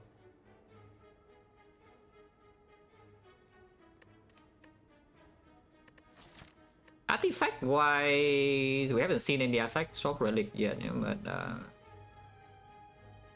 this thing also doesn't really need the 5 strength per se now that we have a body slam. Yeah, potion is just kind of worthless the moment we play a shockwave, but the other potion can still do something. It's like the same logic. I think we don't care about this fear pod. And yeah, with body slam. Okay, plus 1 into 30 lead, slavers. Okay, the not brick. Yeah, not bricking is my favorite pastime. Immolate next turn though, they are dead. I hope they're dead. We don't have a shockwave though, but you know we can deal a lot of damage and set up with the bash for 1. And we're not weakened. You can also immolate immediately, but I think immolate next turn just stronger, yeah. Sounds like this.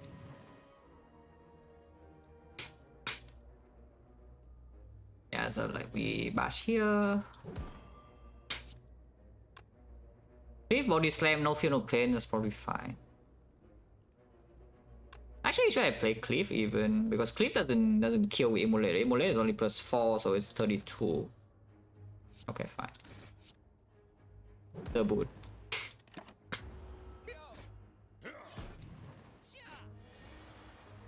Yeah, okay, now they're all dead.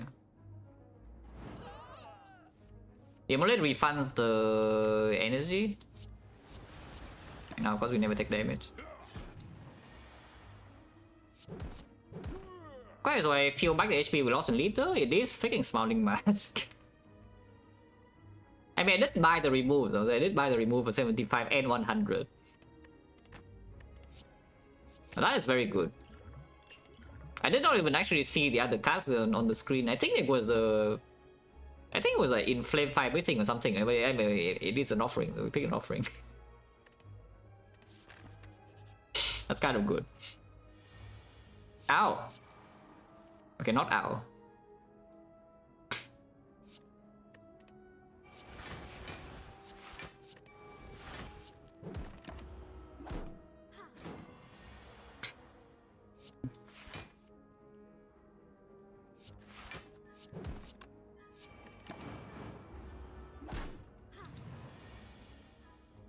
Ow, if I play it, right, I don't see why I would play this card though. So let's not play it, yeah. I have absolutely no clue why I would need to play the Immolate, as I just don't play it. And now I can play it though.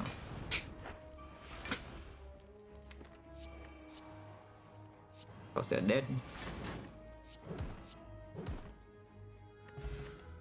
Wait. Any brutality upgrade angle here, or do we upgrade the shockwave? 53 now is kind of safe against one shot already, yeah? And we have 2 consistency potions, so there are only 3 upgrades here really that's worth considering, is a brutality, shockwave, or funeral plate. Funeral plate upgrade is not super important. It's like okay, but it's not that important. So probably that's like the lowest priority within the 3. The shockwave in here is simply just to prevent the case we draw 2 shockwave in the same hand.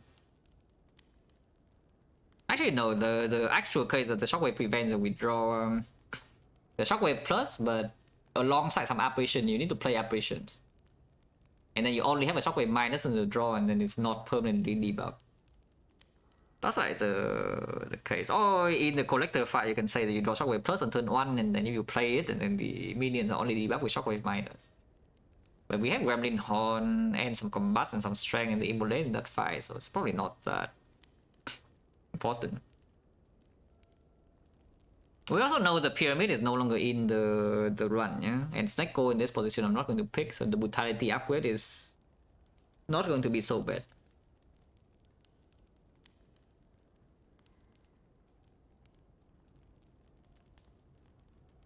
I wonder at the end of the day, is it good I bought the Toxic Egg? Because I know the Toxic Egg value in this deck has been very high, yeah? We got like what, 1, 2, 3, 4, 5, 6, 7, 8, 9, 10, 11, 12, 13, 14 upgrades. Maybe you can say some of these will be manually upgraded. But the problem with the Toxic Egg is that it made me click the P-Box. And that actually is a kind of almost all my problems right now, is I don't have a pyramid. So what do you have to think, was buying Toxic Egg a good choice or not? Because it leads to the P-Box being clicked for fun. I already said it too, is like P-Box is the most fun and the pyramid is the strongest, yeah? Before I see the boss relic screen and I click the P-Box. How many cards is 9, and I got 6 attacks.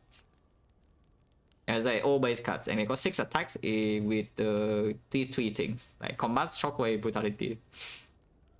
I already remove a Peace Strike, so the P-Box starts from the heavy blade here and it's a Peace Strike, so it's 6 attacks and then 1, 2, 3. It's a pretty bad box.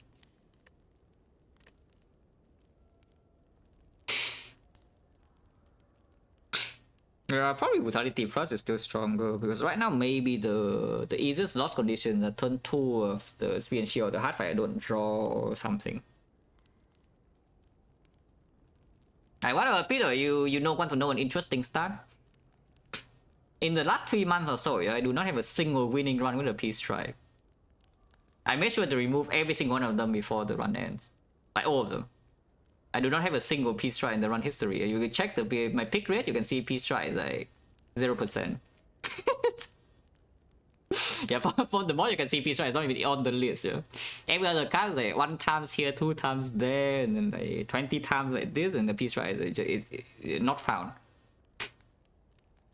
I remove every single one of them. Whenever I remove that, I think of you, you know. I do leave you in mind whenever I remove a Peace Strike. Okay, brutality upgrade.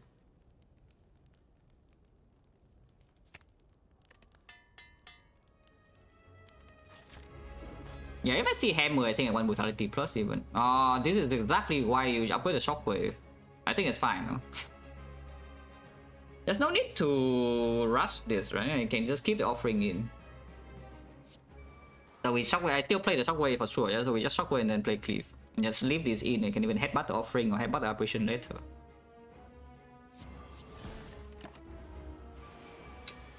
Attacks, that's fine, no? Go cry first before trans to dig or transfer and set up.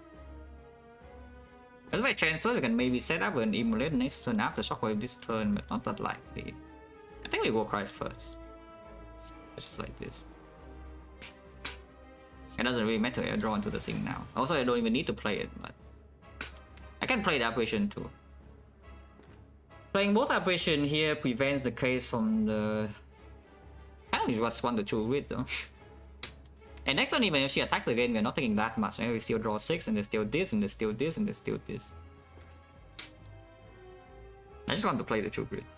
We can play one apparition here. I need to just block 15, so block 18, yeah, I guess. One apparition. What attack do I want to exhaust? The heavy blade can scale with some strength. The whirlwind is scaling the strength in the first place. And the anger, we already have the better anger here to the body slam.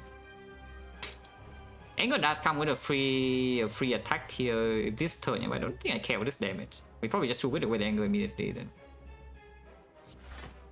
Hopefully not stupid. Could be stupid, hopefully it's not. It attacks again. I did not draw the other offering or the shockwave.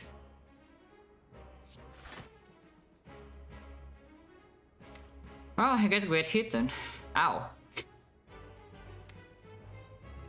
Do I get more strength or just exhaust cuts? This is a pretty bad draw. Like, she attacks and I draw no shockwave, no offering. I didn't draw one struck. It's not the worst, but it could have been a lot better.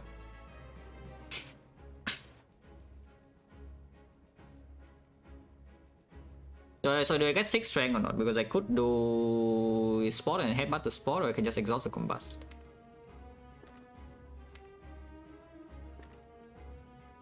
I mean, either way, the spot is always played, yeah.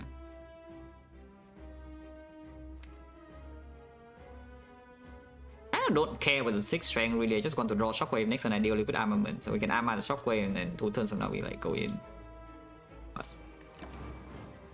Glock? No, never. These potions are kept until I actually face lethal damage. Well, bottlenecking armor, so sucks to be me unless I want to play offering now. We have both offerings in the redraw still. How important is keeping her debuff? Because yes, our damage is still some paper frog, and keeping her weakened is not bad. I do lose 5 now, I play offering, and losing 5 is a tiny bit unpleasant. It's probably not that unpleasant, right? It's just play offering. Let's not be too stingy here. We can be a little bit stingy, but let's not be too stingy. And now I've got to kill the minions immediately and get Gremlin Horn. And also deal a billion damage on her. Which is, kind of nice. 7 vulnerable already, we can just throw it away the bash. And then play like what Twin Strike, Body Slam, or can disarm her as well. I think I do want to exhaust an attack. Let's throw it away probably the bash. Okay, I guess the question is whether I play Rampage this turn or am I playing Disarm. If I'm playing Disarm, then we just exhaust the Rampage. I am probably playing Disarm.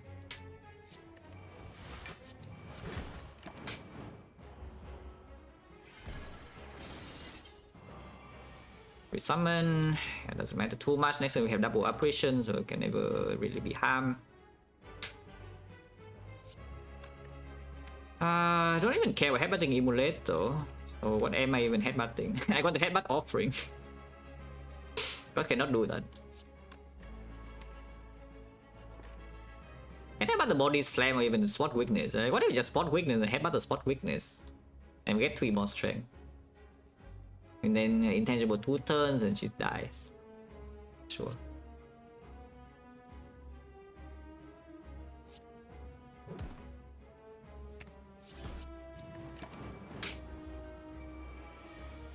Just intangible,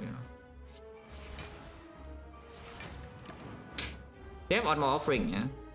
She could buff this into attacking next turn, but she chose to do the bad line. Even if she does a good line, I'm pretty sure we kill in time.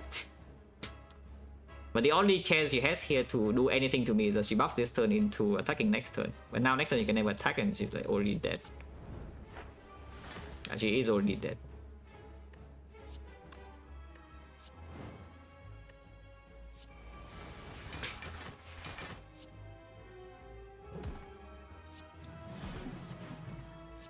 side quests.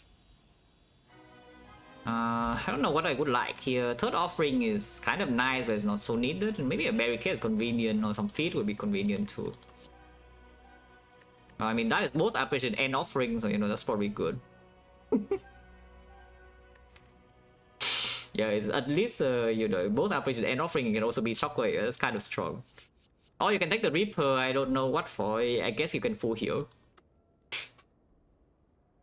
Full healing in Spear and Shield is kind of the only thing this Reaper does, but is that good enough? Probably not, right? I don't think we should be so scared of getting cheap down Act 3 or whatever. And Spear and Shield... Yeah, probably not that scary, Spear and Shield, like, with these potions. I think so. And we're not taking XecnaR, yeah? Yeah, this of course is not being replaced. I may say we're not picking XecnaR. So you can case away 2 attacks, or you can take the Reaper.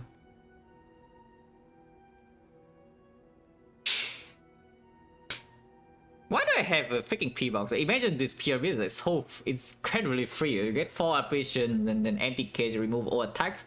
Second win away all the skill, and then you just body slam, and then you body slam, and you body slam, and then it dies. Wow.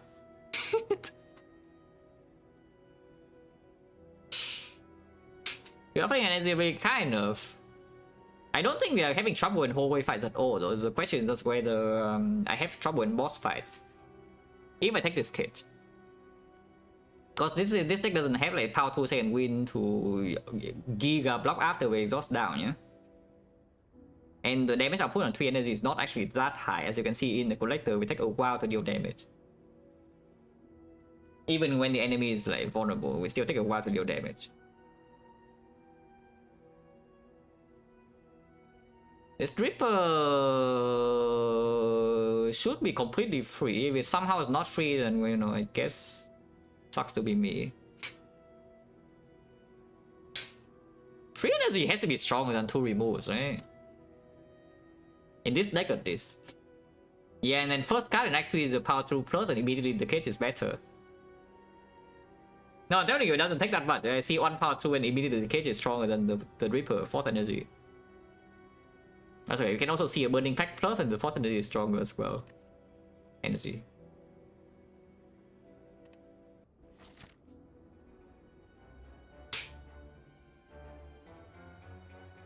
Well, there's a 4 elite path.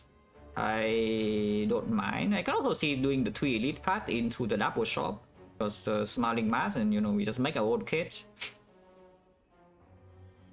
Regardless, we go to this shop and then fight these 2 elites and then open the chest and then decide where to go, yeah. The chest never really gives me any new information. I guess sometimes it can give me gold. We can be rich here as well, like 1000 gold with old memory. 1 question mark to roll for it. Rich.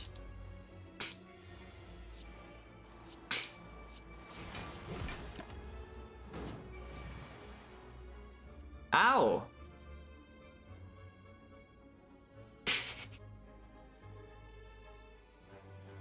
Well, we have drawn. We heal 6 and this only deals 5, so it's okay. Yeah, we heal 6 and this only deals 5, so we get +1.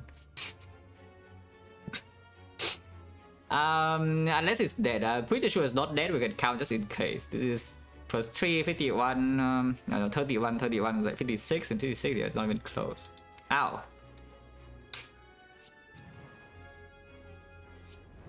I could have headbutt something first. Yeah, it doesn't matter too much.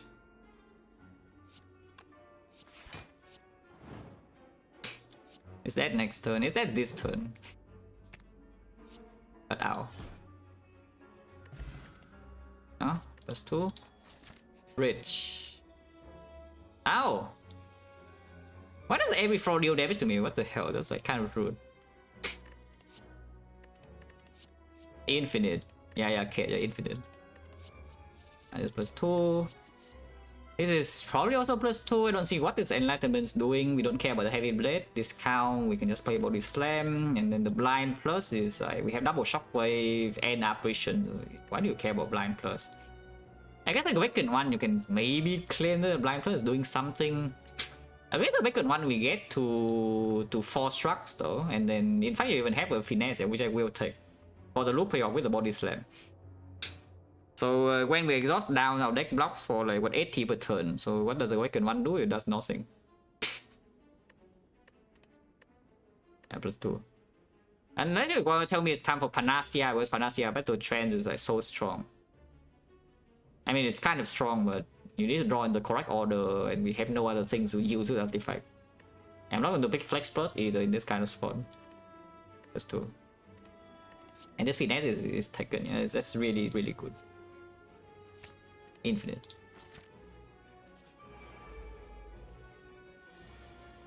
And they're going in, not this turn, which is a big mistake for them. Yeah? I hope it's a big mistake at least. Because they could brick next turn and everything sucks. But I hope that they're making a mistake. And we shockwave into like, Heavy Blade Anger. Actually, I know the top deck is a brick where I draw 6 cards. And I have a Gremlin Horn. Okay, they're all dead. I can do this further just in case. But they're all dead. Holy clear. No side quest, yeah, so we can just kill them now. Okay, stupid bad. -1 shockwave upgrade for no reason, because the body slam is definitely not needed in the collector fight. Yeah, literally just -1 upgrade, yeah. By picking the body slam minus and upgrading, because now I'm not taking this one, so we just take +2. Infinite. I mean, in theory it's strong. In theory, it should be extremely powerful. Because like returning offerings and then we have like a billion operation, which is intangible forever, yeah? They're actually intangible forever. So what if we just be intangible forever? Sounds kind of good, you know, being intangible forever. Remove first, and what's the worst attack? Rampage? Yeah, Rampage. The previous still do something, the Whirlwind can still prop the thing, the Shuriken, this can be maybe a little bit payoff, this Rampage is just not doing anything. Not sure, it's Rampage, yeah. yeah, it's like sometimes like, you actually do not exhaust your operation and then the Exhume never works.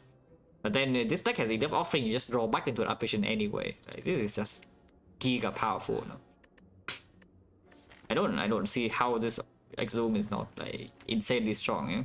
Yeah, and then we bottom deck the offerings and the operations, and then because I have the spoon, my Field Plane blocks at 0 into the heart and then die. Well, that would be quite sad. Good. Don't care about any of these. You could take the Pommel Strike, but I don't think we need. We can just do Finesse Struck payoff. Yeah, we can actually just play Struck Finesse like forever. I guess I'm gonna take in Liquid Memories as well, yeah? Because this potion kind of serves the same purpose as this potion. It's a panic potion when you break the initial draw. But having Liquid Memories means that with a spoon you can always pull back operation and you're kind of safe.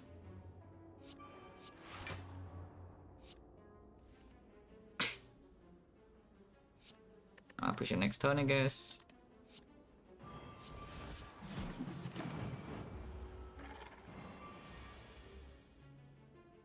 I don't need to play the other thing, man. I want to exhaust if you're no pain. Don't need to play this, yeah? No reason to. I guess there is a reason because I want to offering next turn. Okay, fine. Also a spoon anyway. Oh yeah, it just doubles the number on average. It just doubles your operations count.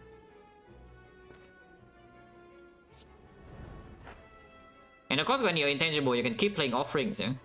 Because the offering with Tungsten Rod doesn't lose your HP. But it's just a nice combo with 2 offering, 3 operation, you just like play an offering every turn. This the cage is already better than Ripper, yeah, because the cage already makes you way more energy than you need.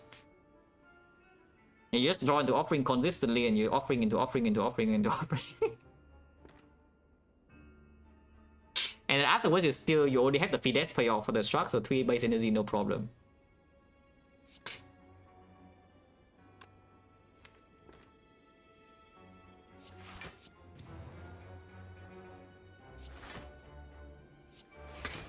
Alright, that one exhausted, then that's fine. We still have the intangible for next turn to play offering.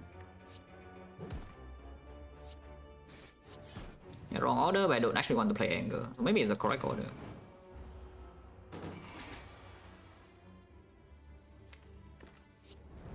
Also, with an exhume in the exhaust pile, you can with the apparition in the exhaust pile, you can now pull the thing. Yeah, I mean, you know the thing.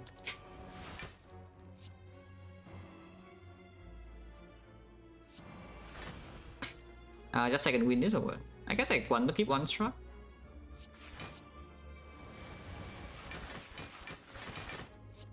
It doesn't matter though, it's going to die. It's just going to die.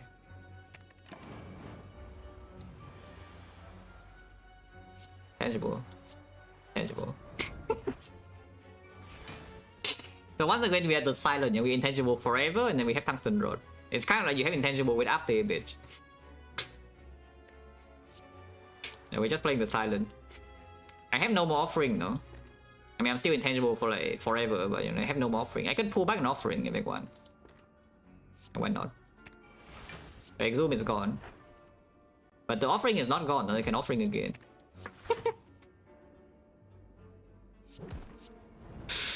Oh man. Spoon is just very silly. On Ironclad on the spoon is actually just like this. Like, is this fair?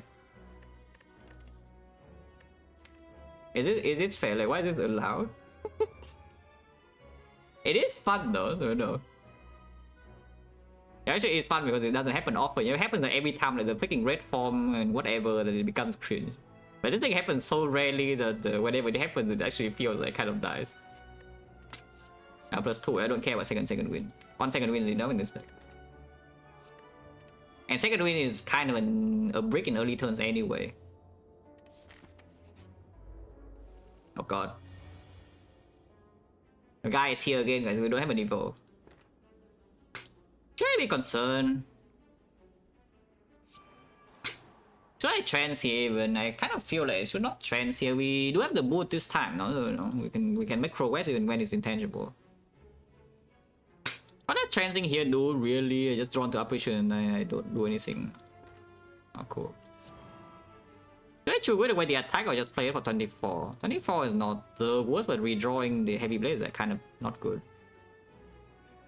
Yeah, we are intangible more than this guy, right? Surely. Attack.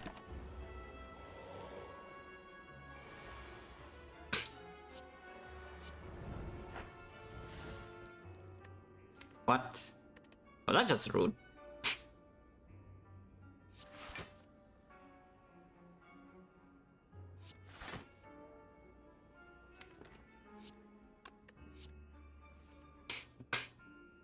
Headbutt, like what? I don't even know. You could put Exhume on top and offering again next turn, but doesn't lead to anything really. Kind of.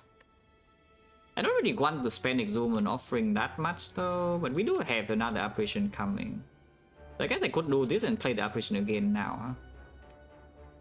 So like we do headbutt on the thing. Finesse into it, play it immediately. Yeah, spoon again, exhaust this. Play this, the boot. Don't care about angle, yeah?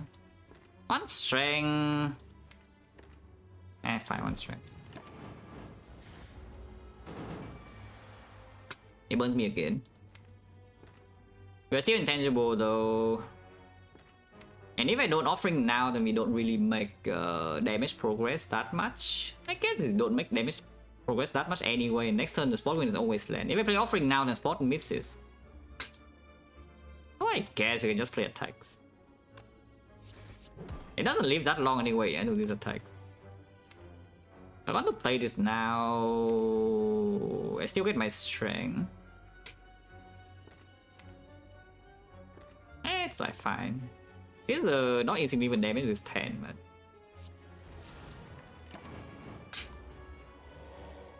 yeah, I can also disarm -45, but the burns still annoying. Offering.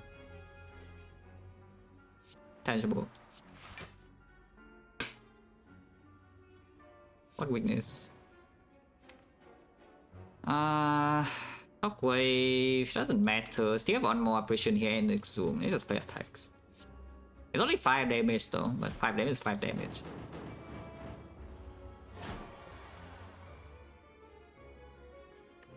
Is it dead now? Probably is, right? Yeah, it should be. Die. Garbage. You can claim maybe barrier does something, I don't know what on earth it does. You can kill the heart with a funny way, I guess, with the barrier. You're just intangible forever and you play barrier for damage. But why on earth you would do that? Just play body slam. That's 2, yeah. And the sinking bow, yeah, 22, pretty big. Heart of Iron, definitely not over these. These potions are way more important with this deck. What does fire do? Going here means that we get the toxic egg cards or the sinking bow. Fire upgrades the shockwave. Yeah, I don't care. Because the shockwave could be spoon as well.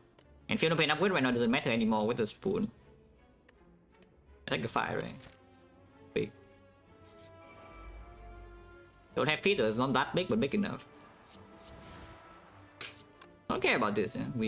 I just claim that I will be intangible when this guy explodes. Hopefully that's true. If somehow I'm not intangible when this guy explodes, it sucks to beat me. But I will be intangible, right? Oh, good. Also, I killed the mole right now.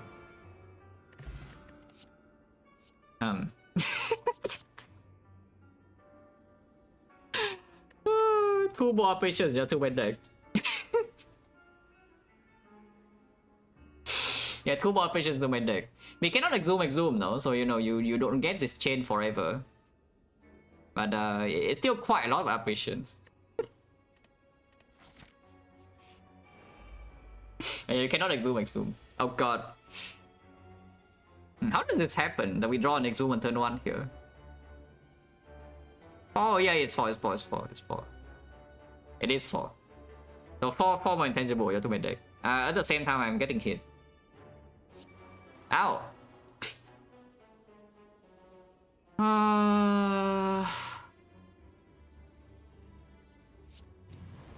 Yeah, +3. I can exhume the disarm and block 3 ball. How dumb is that?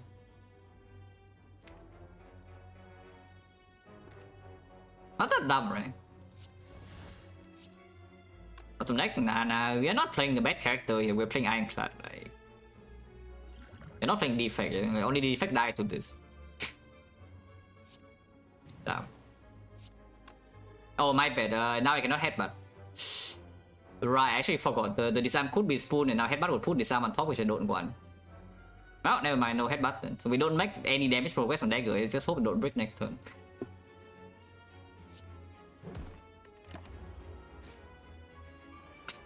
We draw 6 though. The chance to break is yeah, not happening. Boom.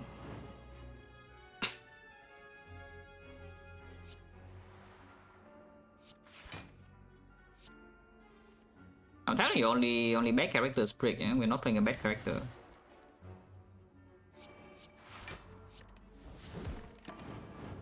And the double disarm that saved the HP was now. I'm pretty sure we do not take damage ever again.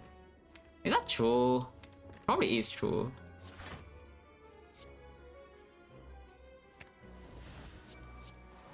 Probably is true.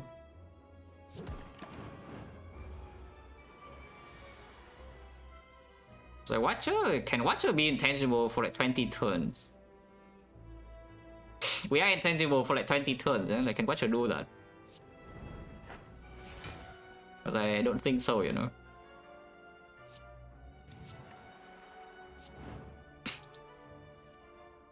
No, 20 turns, I mean, this fight doesn't go 20 turns either. It's just that we can be intangible for 20 turns if we want. They have a choice.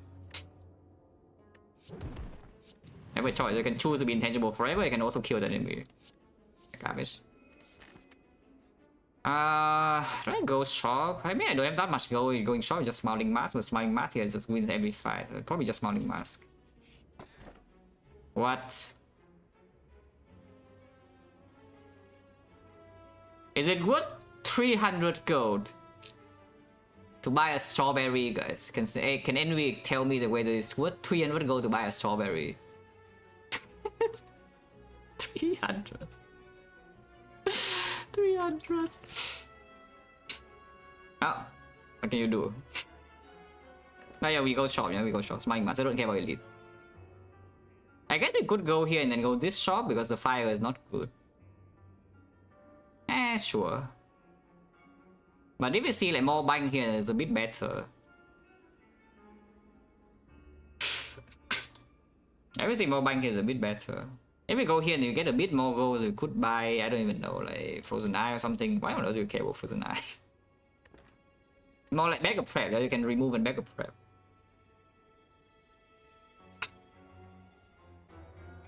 I do think I definitely want to go to the shop though, so this is one question mark, one, yeah, so you just exchange the fire for the hallway fight. And I think the hallway fight is better than the fire. Yeah, fire doesn't even do anything. Well, let's go here. Let's go here now. Maybe we see Golden Shrine before this and then use Umamori. Then we are rich. The giant head, yeah, cool. Once again, we just draw Exu on turn 1 with no other card. Yeah, I know. Hopefully it doesn't happen in Act 4. It's fine, no?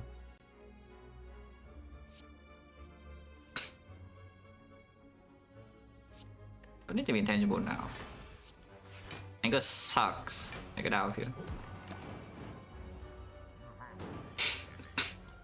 Intangible. Intangible again, yeah.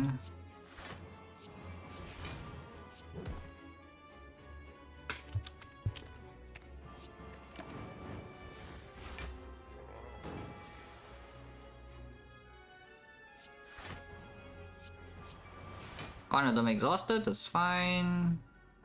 I'm gonna just try to exhaust the shockwave. Usually it doesn't even exhaust though. Let's play attack. I mean, it doesn't matter if I say Giga done. But the Giga, just play the cards, you know. Anyone down, just play the cards. Okay, fine, try again. And now everything is back here, yeah? Now everything is back here. We were exhausting some cards before, but now everything is back. You know, all good. You can put an offering on top, because why not? Offering now.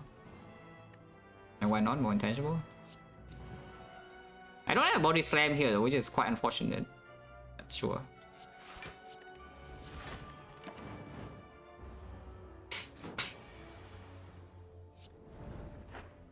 It's just kind of a little bit silly, you know. I still have everything, by the way. I haven't exhausted a single card.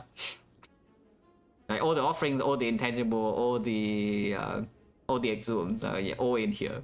And nothing has exhausted.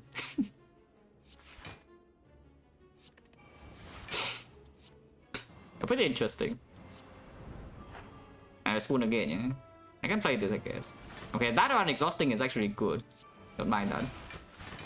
Is it dead? Not quite. Oh, actually it is. Rascal, yeah, that will play. Reaper, yeah, Reaper.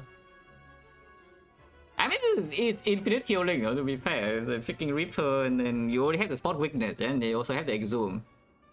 At the same time, this is an attack that it's not that easy to get rid of because you play it and you get spooned and you just draw it again, and it's like annoying. So is Spear and Shield anything risky?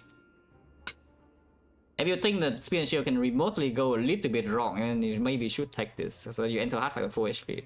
It probably is positive. It's just like it's not that good. It probably is slightly positive.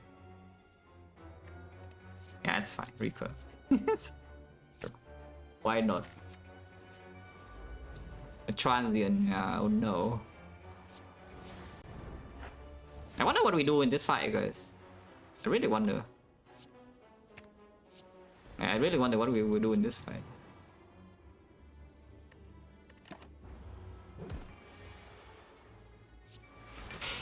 Really though.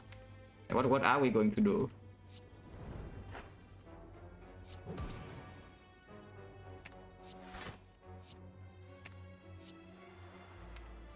There's one more Zoom, yeah, so we already are intangible forever.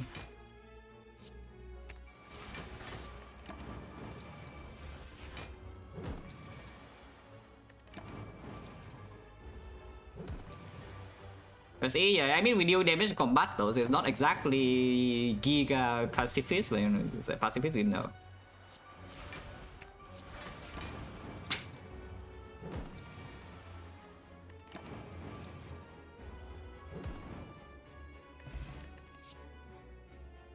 Second trend seems weird though. I don't think so when we are just offering all over the place, yeah.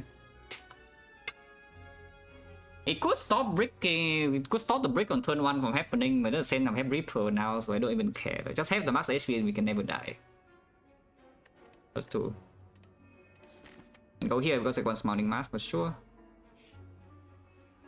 Holy.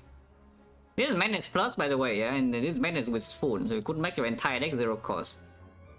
I have no idea what that achieves, but you know, you could try to do that. I have absolutely 0 clue what this is doing, but you know, if you want to go infinite with like struck, yeah, you like 0 cost struck into the finesse or whatever, then you can do this. +2. Not +2, +3. Holy. Sure. Souvenir blocks vulnerable in the heart. It seems it's doing nothing, so I don't care about it. So what's the next attack that gets removed here? Immolate is still useful in the thing, and we can exhaust a burn with the second wind. Cleave or what? Probably cleave, right? I mean, anger is never really being played realistically, though. Cleave could be played for Shuriken, but anger I don't even want to play for Shuriken. Yeah, anger actually just an empty card in hand. I never play anger.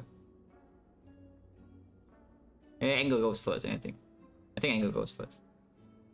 Could be wrong, but you know, I think anger goes first. Something about this, though, you need to pay a tiny bit attention to Time Eater, maybe, because Time Eater does have draw down into some slams, and getting rid of the slam is not that easy here without the evolve, yeah? Because you know, you try to play the slam, they come back. So you need to pay a little bit attention to the Time Eater damage output, potentially, because the Spokenness could miss in that fight as well, repeatedly, and then we don't have enough damage. Banger. Don't think I buy anything else, or like all these are bad.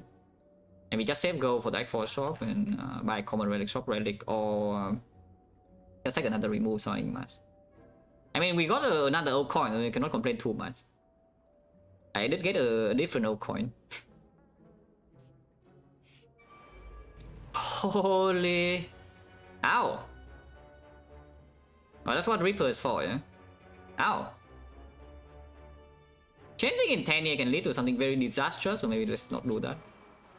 But also this is why we need to kind of aggressively remove cards, because the moment you draw into this engine, we never really take damage or anything. I need to draw into these things first. And let's just take 15. Ow.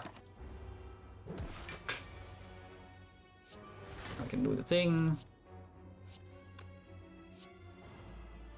There's a lot of intangible in hand. Can play this one. We'll cry like a shockwave. Oh, exhausting 2 operations already, and that's not very good vibes. We had 2 exhumes, so this is okay. It's not that good vibes. Darkness is still in here. Not being drawn now. It was 8, and that's not full HP, so unacceptable. So let's not do that. Now it's full HP, don't make one. And now it's 10, and 10 is full. If I don't take any more damage, which I don't think I will, I could be wrong. Also, it gets spoon. And we use Omamri, so that's a perfect ending, yeah? Yeah, good job, Omamri, you did good.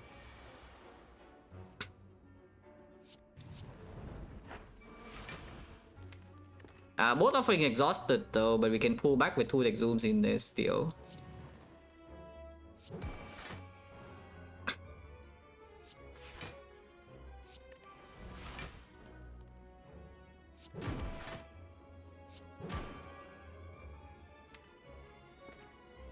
strength. Already full HP, yeah. The Exum also exhausted though. So I do need to end this fight somewhat quickly from here, which is very easy. It dies now. Blood for blood, yeah, that's nothing.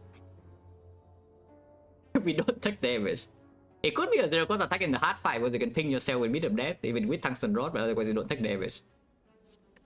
Oh, plus 2. Death Trap, Death Trap. Avoid it. We don't have multiple disarm here, so we don't need to respect this fight that much, but can respect this fight a little bit.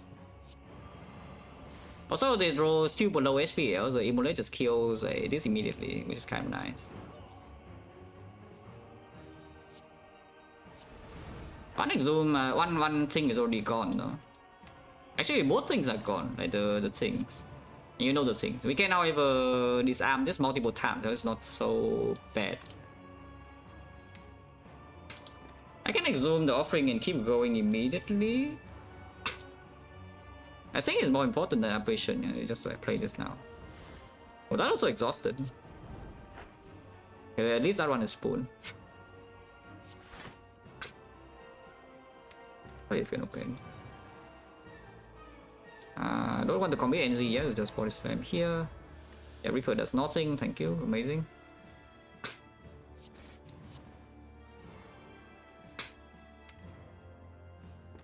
No headbutt here either, yeah? Or True Grit, when a lot of bad attacks are in hand. That's fine. We just get another Shuriken Strength here, probably.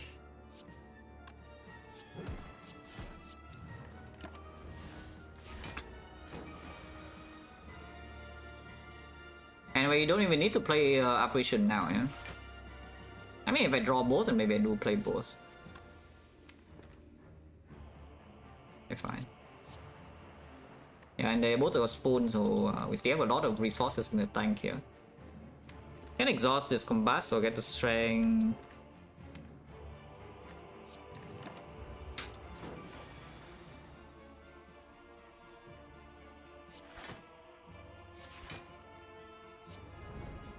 And now we can do the thing, disarm. Yeah, I got Spoon again.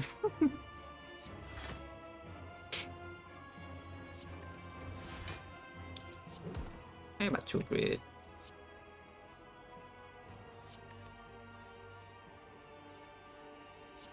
Let's just get with the combat and then I'm out this. Of course, it's fight we never is a problem. In fact, I don't expect any fight in this run to be a problem anymore, but you just need to be a tiny bit careful in case the Spoon just doesn't work on any card. And that's the case I should play around. You know, the Spoon literally never works on any card in the hard fight, for example. And we still need to be strong enough to win.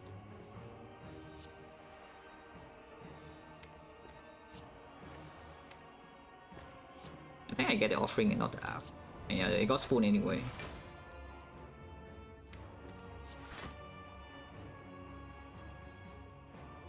Bug weakness. I think more strength is fine.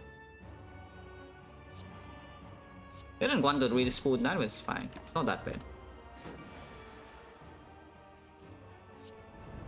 It's disarm again, yeah. With this one exhausted now, so we don't have disarm for the second half, but that's okay.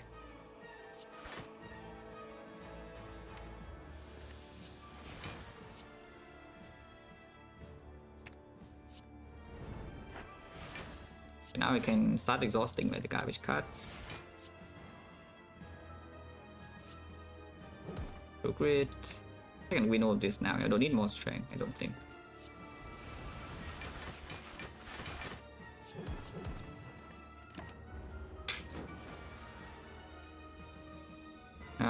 Attempt to exhaust Reaper.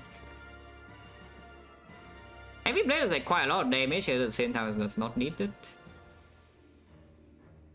Yeah, we attempt to exhaust the Reaper. Attempt failed. Yeah, the attempt is not successful, so Reaper is stuck in there. That's fine.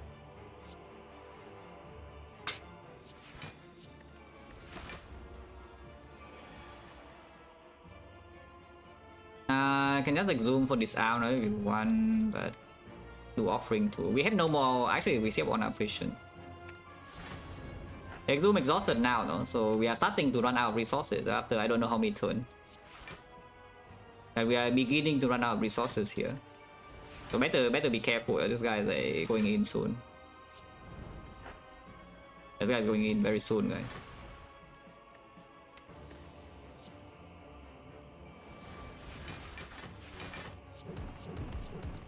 I think we are also going in. No, wait, no, he's going in soon.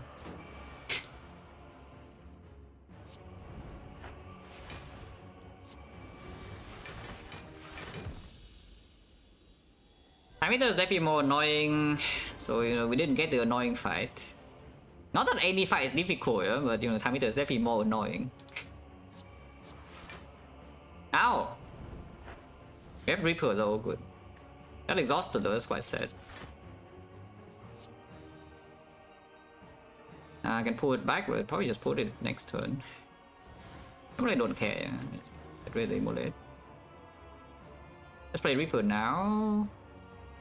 I mean, no point, because I don't really want to spend Exhume on this, and sometimes we have to play another offering, or maybe even Brick next turn, I don't know. Probably doesn't happen, just in case. I just keep the Reaper in there for a little bit, just in case. I don't know what case it is, but just in case. Okay, everything is back now. Yeah, everything's back. Okay, not that. That one's not back, but we can fix that. Exhume's not back, yeah.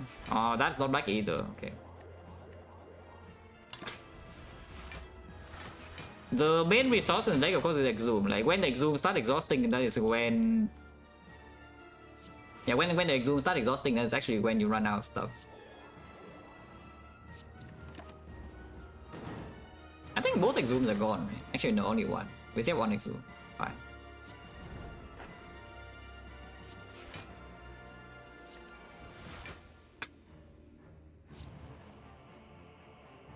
Sure.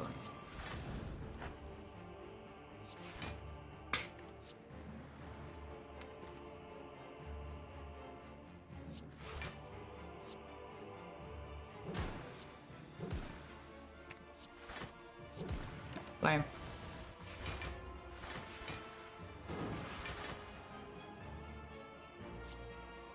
Wait, what? There's no offering in here.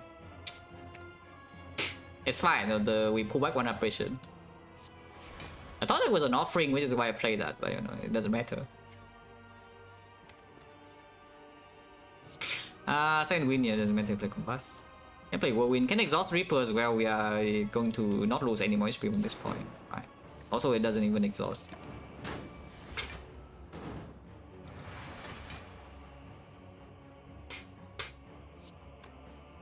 Without a Tungsten Rod, it would have been like a bit annoying, yeah? But with Tungsten Rod, this run is very comfy.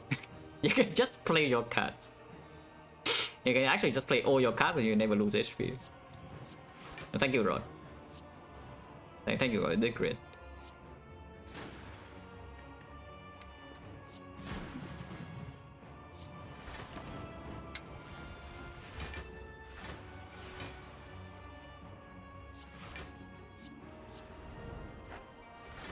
Boom. Okay, fine, heal, yeah.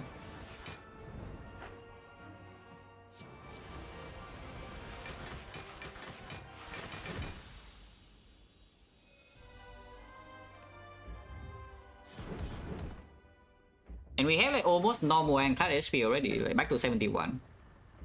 After taking the apparition, because Singing Bowl is going in. Sober is going in for a high price when it went in.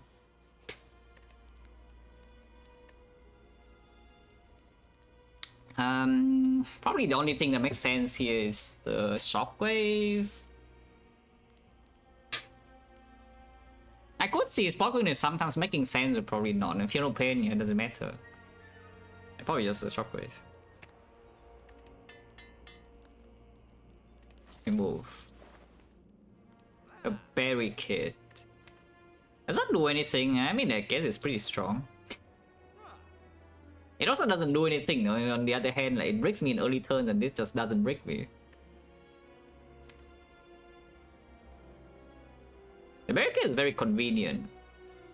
Even if everything exhausts immediately in the hard fight, I still win if I take the barricade. But if I remove and somehow the spoon never ever works, then I could see a situation where it's like dangerous. And we already have the Reaper to heal back to 4 even if the barricade breaks me in spear and shield, you know. Bandage, and we already have the bandage that heals a billion right here. Barricade. If that happens, the cliff win rate will go up though. So I could keep the cliff down to its place where it belongs by removing it immediately. Okay. Yeah, cliff can stay. Cliff can stay. Good for you, cliff.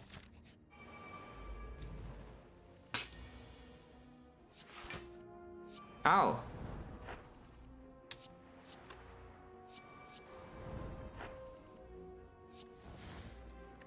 Oh. Right. Okay, I lost an exhume for no reason, yeah? Don't worry about that. Right.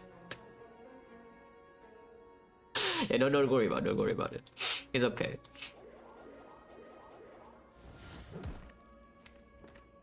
Let's trans now then, I guess. And there's still debuff. And I could headbutt the offering next turn then, I guess.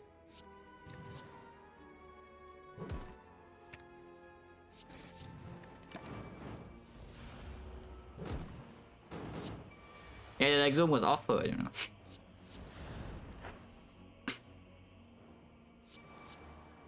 Any barricade? No.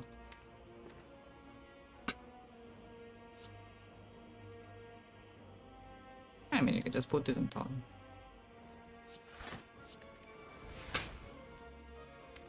Would be nice with a barricade this turn, but I guess it's fine.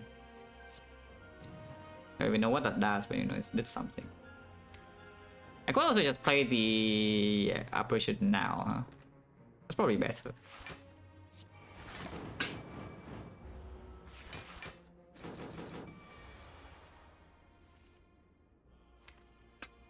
Yeah, there's still one operation, one exhume, 2 offerings in here, and the Reaper, so I can just play the offering. That's fine. Okay.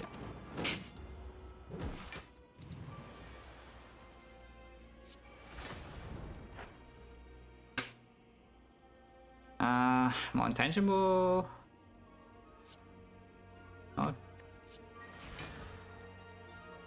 Because next turn is actually a slightly big attack, and there's one more offering in here. That's like fine.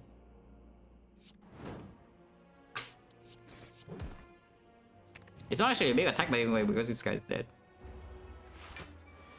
Don't worry about it.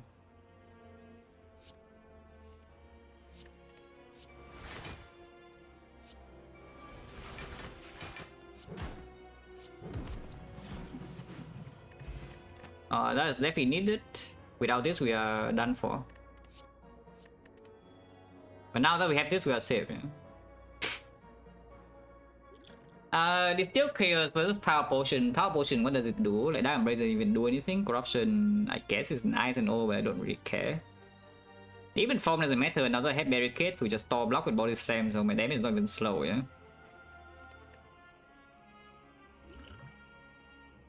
I guess it's still chaos can hit a second win and exhaust all my operations in hand, and that would be bad somehow. I just want a power though. What if I just want a power?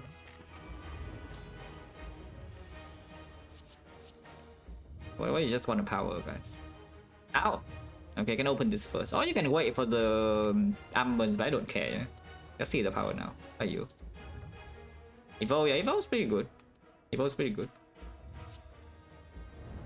Can still try to upgrade this though. I can headbutt the offering.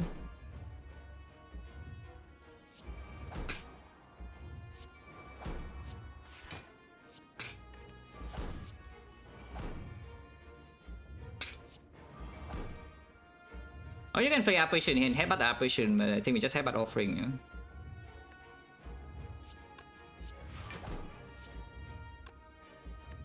Yeah, sure. And play Reaper now, why not? Yeah, you can exhaust that, I don't care about the Reaper. Reaper can just go away. I don't care.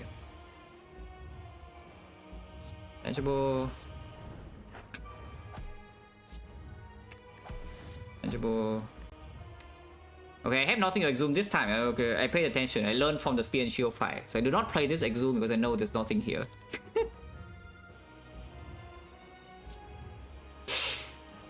See, learning from the past mistakes. You know, that is how you make progress in this game. I just kind of want to get the barricade now. Let's get this barricade.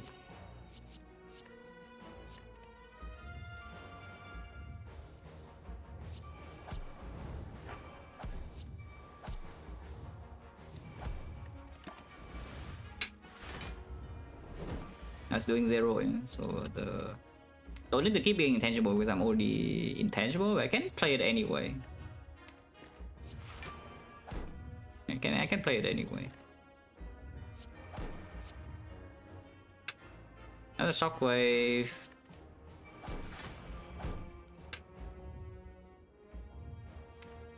Not sure, why not? Attempting to exhaust the shockwave was not that bad. And now I store some block. Exhume, you cannot exhume the exhume. There's still nothing in there to exhume, yeah, by the way. There's actually still nothing in here to exhume, so don't play the exhume. I kind of want to play second win now though, so do we just second win away and exhume or what? That's just quite sad. I want to second win. I guess I can exhume the war cry and hopefully the spoon props. Holy spoon, okay, all good.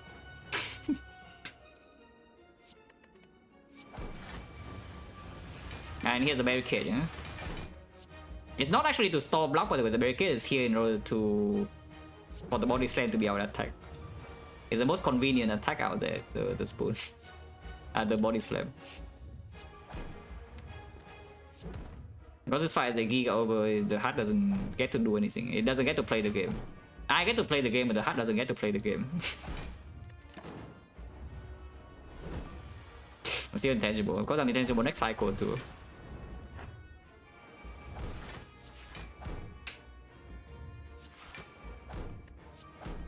Thank you, spoon. We can pull one operation now. Every operation is still in here with the exhume. You know, we have like what 8 more turns or something of intangible. Kind of nice.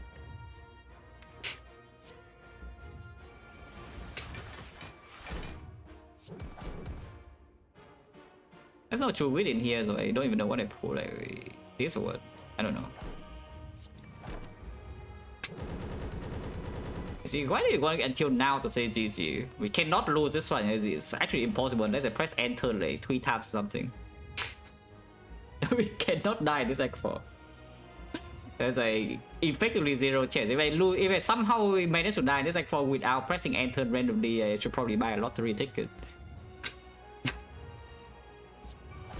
That's totally you're right. I should probably just go buy some like giga lottery ticket and then be a billionaire.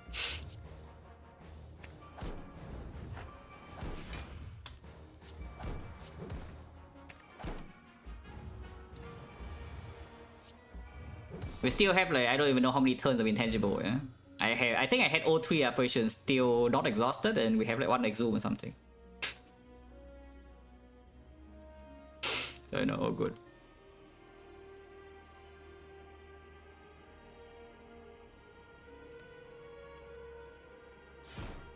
Oh, one of them died really. There's still an exhume, so maybe it's not actually dead, but you know, still a lot.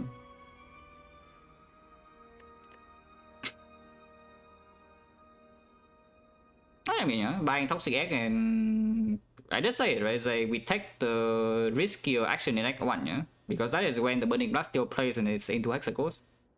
So instead of buying some garbage like Happy Flower and a potion to secure the Burning Elite fight, I just bought the freaking toxic egg. And then kill the Burning Elite anyway. And then afterwards, of course, with the toxic egg, we're in a very good position because we did see some skills. And we saw like what apparitions into offerings, into the spoon, and everything gets like super silly.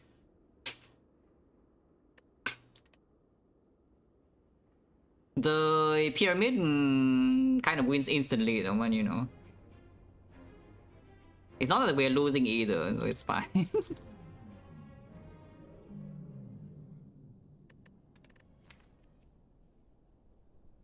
That's damage quite a lot.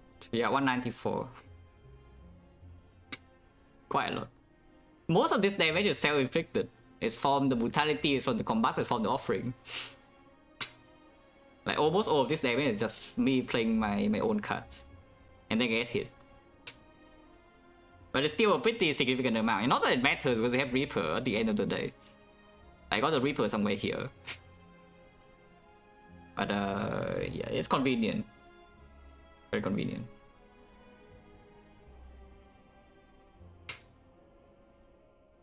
Okay, let's get out of here.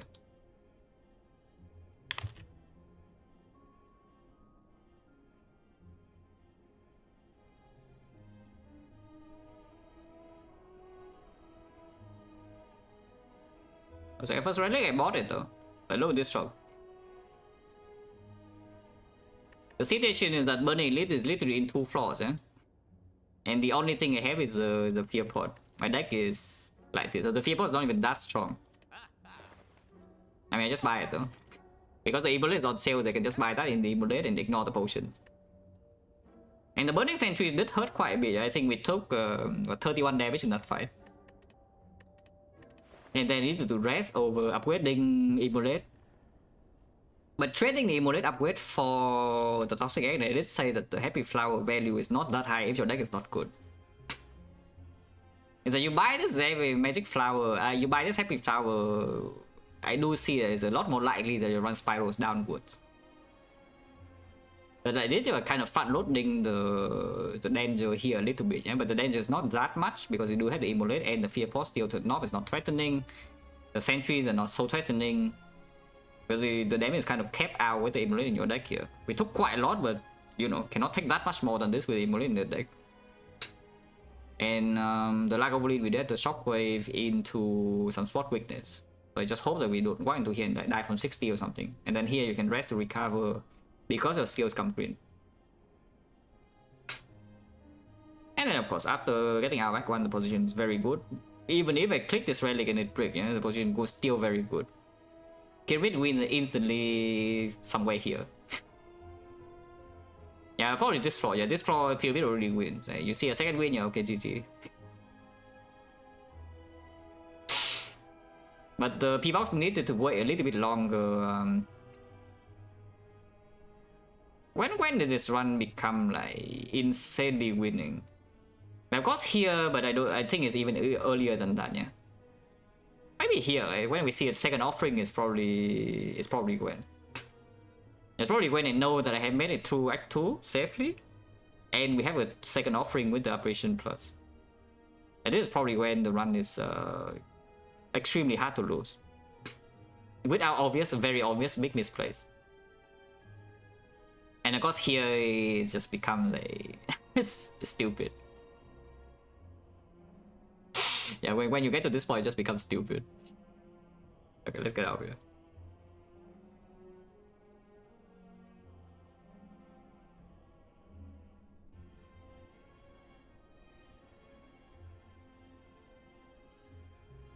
I think Mo was Act 1, yeah.